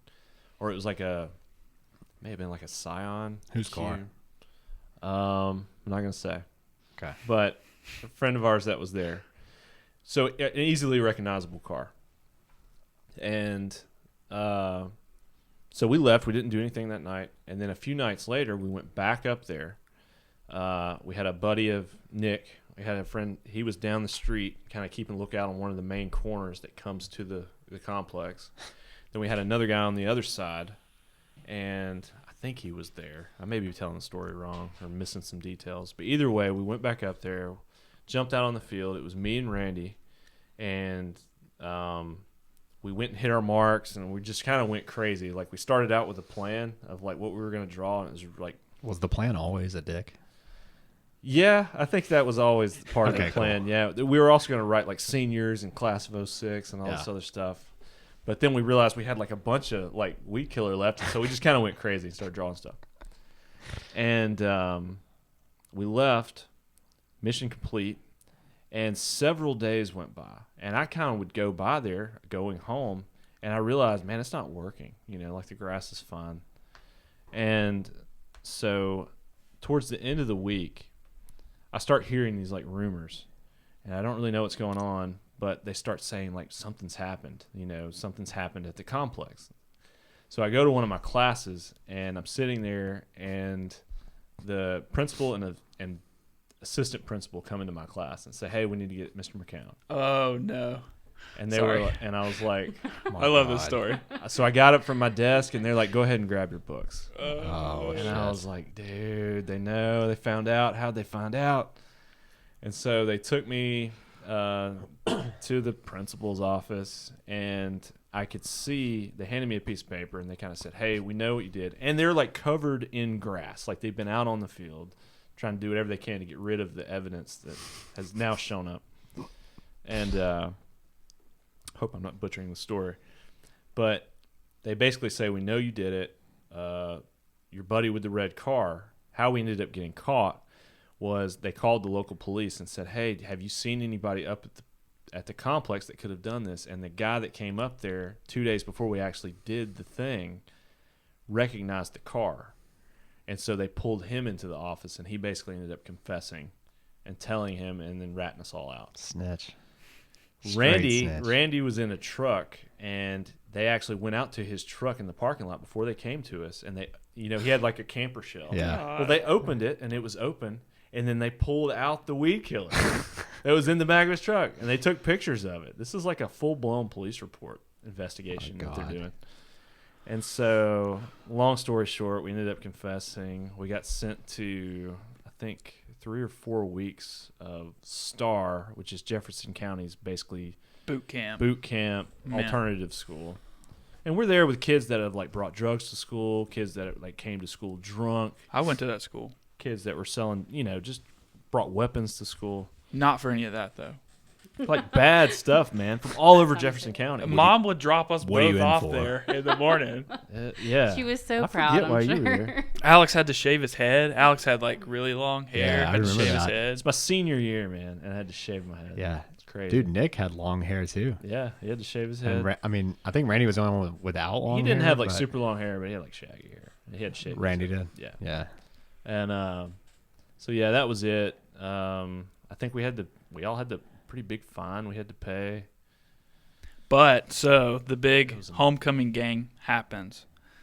They go out on the field to try and cover up the tracks with to spray paint the grass green again, which is a different shade of green. So you can still see everybody in the bleachers. If you're on the field, you can't tell, but everybody in the bleachers can still see all the drawings, just a different shade of green. Yeah. So they basically, highlighted it. Yeah. Yeah.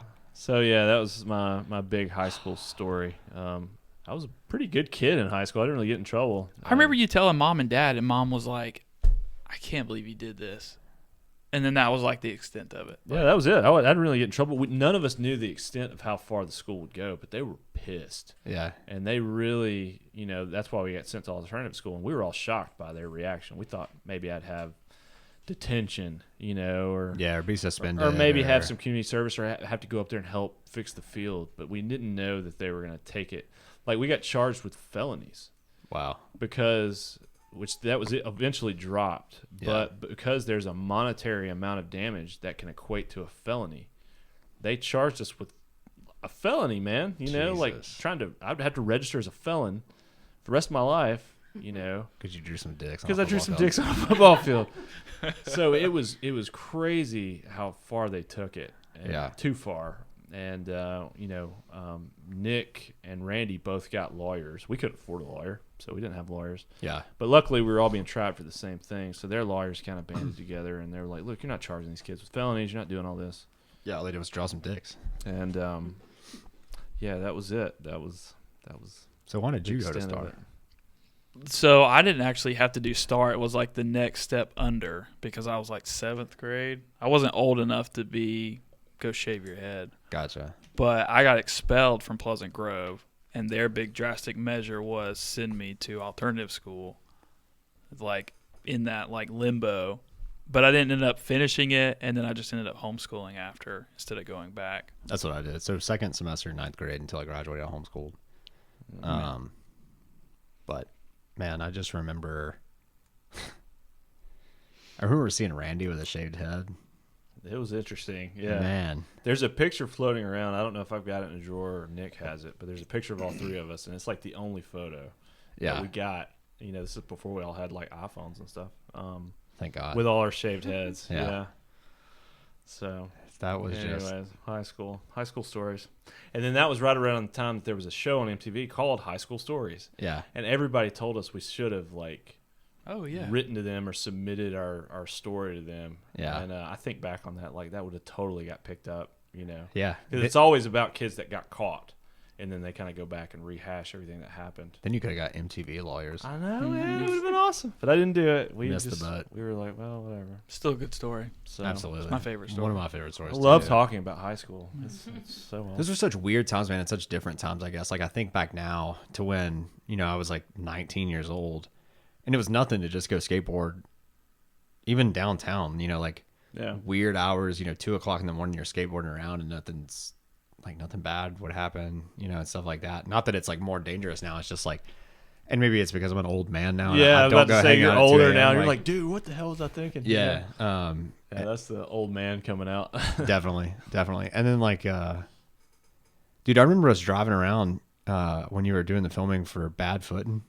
Oh You yeah, know that skate my video? infamous 12-minute skate video. Yeah, but we would go, like, I remember us driving around for like find that. hours to different spots. Like, we went to was it Six Flags Over Jesus, and we went to McAdory High School, and we went to the glass elevators, and like glass elevators. Yeah, dude, that was just the sweetest spot of all time. It's still there. Oh, I know. Skate it.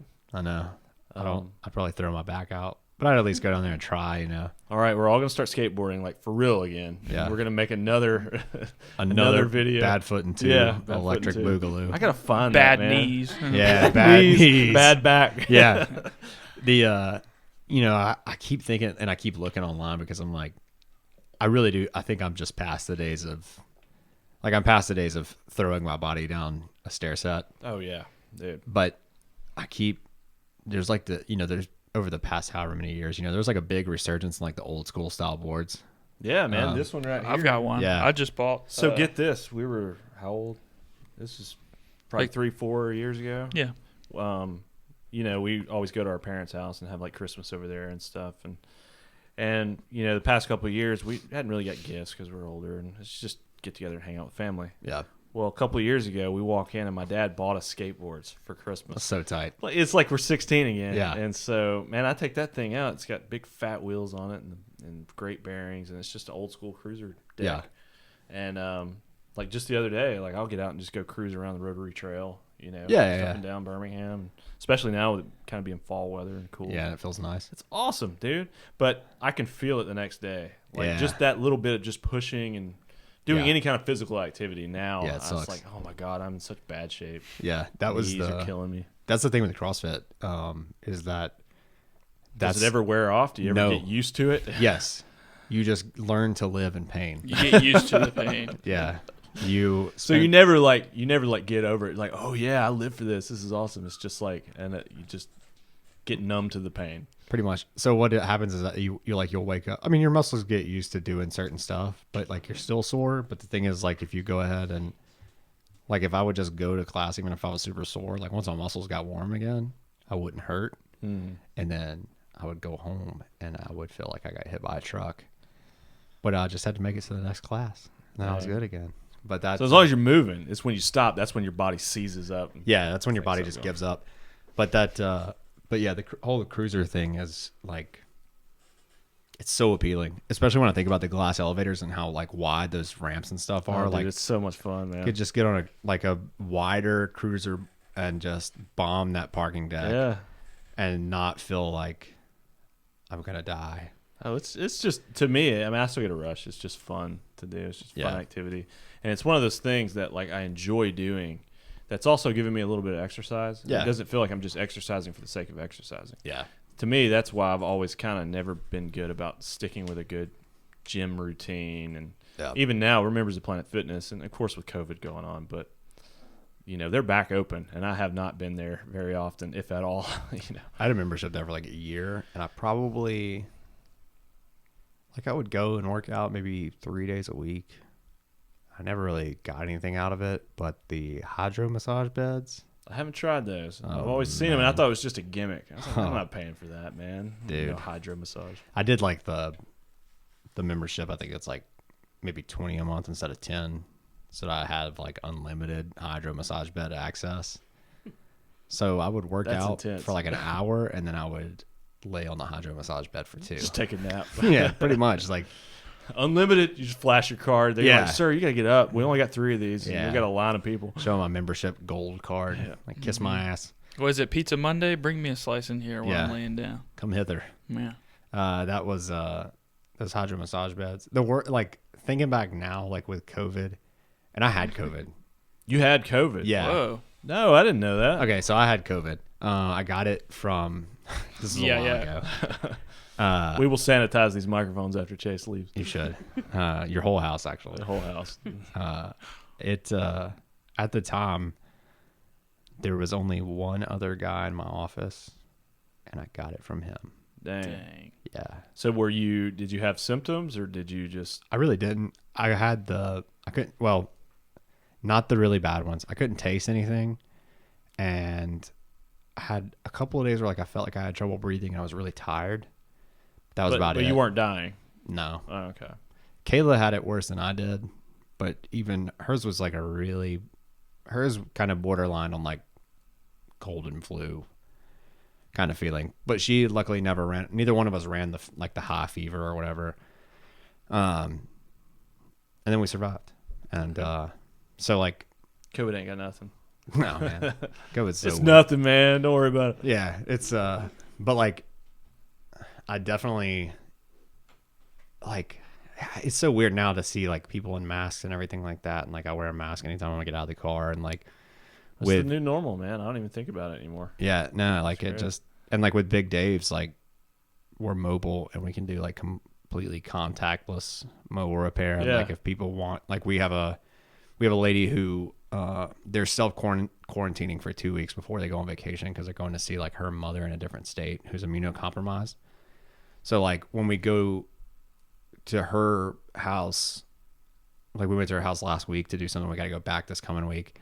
But it's like we put masks on, we put gloves on, spray everything we touch down with Lysol at the end, just to make people comfortable and make people feel safe. But thinking about like those hydro massage beds at Planet Fitness beforehand, like you'd walk up and you can tell that somebody's like nasty, sweaty ass been laying on this, because it's the top of it's like black vinyl, so it shines with sweat. Yeah, oh yeah, there's no soaking in. Or no, and I'm like, I'm about to like you can like spray it down and wipe it. And I'm about to lay all up in this person's body juice.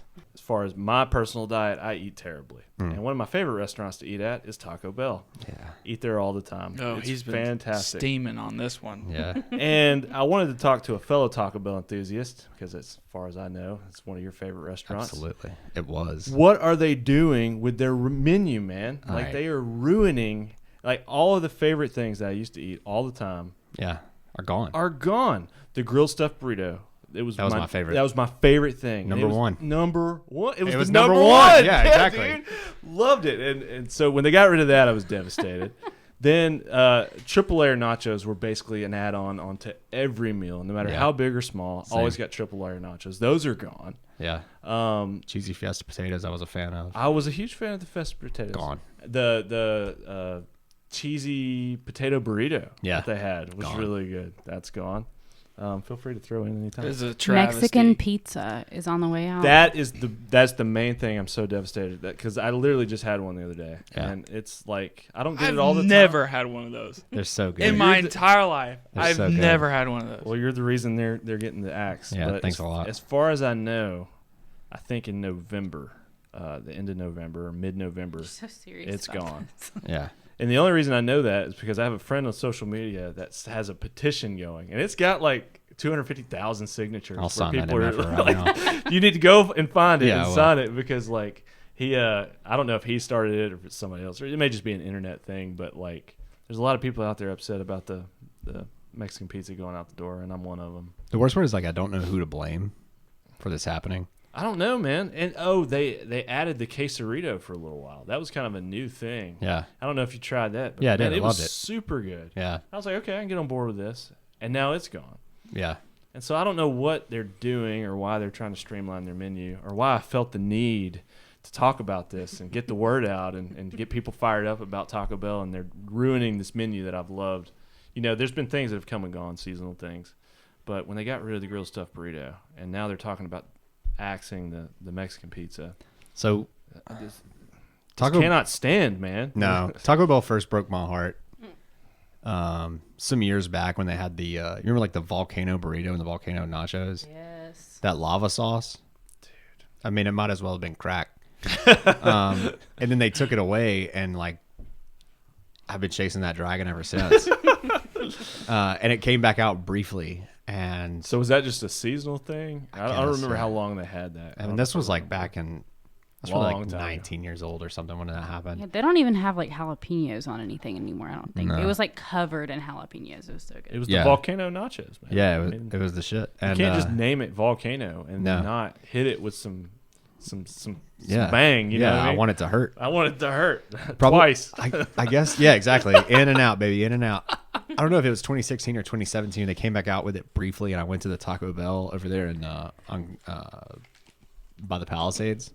Okay. And I bought 30 sides of lava sauce. 30 sides. And she told me that they couldn't do it, and I was like, yes, you can. What is the side of lava? They put it in the little plastic cup. Yeah. So she said they couldn't. We don't have that many cups, sir. Yeah, exactly. We don't have that much lava sauce. Yeah, if you don't have that many cups, you put it in a large drink cup. That's right. No, they're taking that lava sauce out the back door, and they're like, "We're not selling you all our lava sauce." They did. I asked for a manager. I was that guy. I was like, "What do you mean you can't?" And she was like, "Well, there's no button for 30 sides of lava button for sauce. 30 sides of lava sauce." I'm like, "Is there a button for lava sauce?" Hit it 30 times. So they spit in your lava sauce. That's fine. Okay. The heat probably killed the bacteria. It kills the bacteria, man. So, but yeah, then this whole streamlined menu thing came along, and I subscribe to the conspiracy theory that they're doing this so that in like maybe 6 months or something, they're going to be like, you talked, we listened, and now these menu items are coming back to boost sales. You're not. I hope I'm right, because if I'm wrong, like there's not an alternative to Taco Bell. Well, they're going to stop doing tacos. The locations in LA are serving chicken fingers. Yeah, I've heard about that. Chicken fingers. What? Yeah. Dude, I haven't heard about that. Yeah. I heard about it. Serious? I thought you were joking. I heard about it from Lake, and I thought he was lost his damn mind because we went through the drive-thru at Taco Bell, and I order a Crunchwrap Supreme, and he's like, "Can I get the 4-piece chicken tenders?" And even the lady on the microphone was like, "This is Taco Bell." No, he's like, dumbass. He's like, "I saw it on the internet." She's like, "We don't have that." Yeah, not this internet. You want some spaghetti? Yeah, we got spaghetti back here. I don't understand the reason. Like you take your most loyal followers, myself included. This is very near and dear to my heart. Same. I'm glad we're ending on this. It's like, I don't know, man. It's like if everybody, is there one person in the world that everybody likes? Mr. Rogers. Yeah, I was about to say Mr. Rogers, because if anybody doesn't like him, meet me in the parking lot. He's pretty. Yeah, I can't imagine anybody not liking Mr. Rogers. Yeah, so imagine like Mr. Rogers at like the height of him being on TV. He just looked directly in the camera and was like, "I'm done. You kids fucking suck." Yeah. And you're never going to amount to anything. That's what Taco Bell has done to us. Or like if he just quit tying his shoes. Yeah. Like, something like quit that. changing his cardigan. Yeah. Every time, that's what, like, every time I would watch it, I'm like, is he going to get his shoes tied before he finishes the song? Yeah. Like, what if he doesn't? Like, what if he can't, because sometimes, like, we all struggle getting our shoes tied. There's a man off camera with a rifle trained on him. And if he doesn't get those shoes tied. I'm saying, man, that's ad-lib every time. That is professional. I didn't know anyone like stressed about that. That's pretty interesting. He's sitting there doing the whole so stressful. Won't just be, and he's got to get his Alex. sweater out. He's got to put it on. He's got to get his shoes on, and he's got to do it in however long the song takes, 30 seconds to sing that song. Yeah. What if he struggles getting it off the hanger, or he buttons it? Yeah, he's like, very, wrong? very confident. It has to button it again. God, what if he did button it wrong? And he's looking at the camera, dude. So Yeah. he's tying his shoes, and he's not even looking down. I'm not that good at tying my shoes. That I'm is- 30 years old. That would give me anxiety every time. I'm like, dude, just let him get it done. Just let him get done. Just let him get done. It's weird now, looking back, that this dude had like a house cardigan and a going out cardigan. Yes. And he would change twice. Like, Yeah. He would change coming in, and they would change when he left at the end of the yeah. show. And then his shoes, like he would put on shoes for the house, but they weren't house shoes. You know what I mean? Like they weren't slippers. They're like Vans. Yeah. He like changed from rad. like Vans to a different color pair of Vans. But yeah, so Taco Bell and Mr. Rogers. We got on a Mr. Rogers tangent. Taco Bell. We're bridging the gap, man. We We're are. bridging it. Come on. Trying to bring people together. Taco Bell is making the worst decisions that I can possibly imagine anybody making. And I really feel like it just goes hand in hand with this entire year. Like, I remember, like, at the start of 2020, not once did I think, like, I wonder if there's going to be a global pandemic. And then when it started happening, I was like, well, what's the worst that could happen? What, Taco Bell's going to get rid of all their good menu items? Yeah, that's exactly what's going to happen. Crush. That's everybody at Taco Bell. All the higher ups are stuck at home and they're just thinking too much. That has to be it. We got to get rid of this. I don't get it, man. Like, how long? Like, the Mexican pizza and specifically that item, not big item on your checklist when you go, but for me, it's been around like 100 years. I'm about to say, how long? Like, I want to look at the menu going back all the way to the beginning of Taco Bell. Yeah. That had to be one of the first, like, Americanized, because when they first started, they were selling tacos. Wikipedia. Yeah, we just get the Wikipedia. I want to know how long the Mexican pizza's been on the menu, and they used to have burgers. I don't know if it was like a taco burger, it like was a taco casa, but like, I mean, I don't know, man. Why, man? Why? I need answers. I keep looking up. Anybody out there on the internet, if you hear this and you have answers, send them my way, because I want to know, man. And I'm gonna send you a link for that petition. Please do. I keep looking up and I see my name on there because she has my Instagram pulled up. Yeah, and it catches me off guard every time. Santa. Here's Santa. But yeah, that's there's my frog tattoo. Yeah, pretty much my entire social media is just like my animals, my girlfriend, and the rest is just complete and total bullshit. Well, it's very entertaining, so please keep it up. I'll try. And man, I think we've talked long enough. I think we'll have to get you back on here another time. Thanks for coming to hang out, brother. Thanks for having me. Sure. I really appreciate it.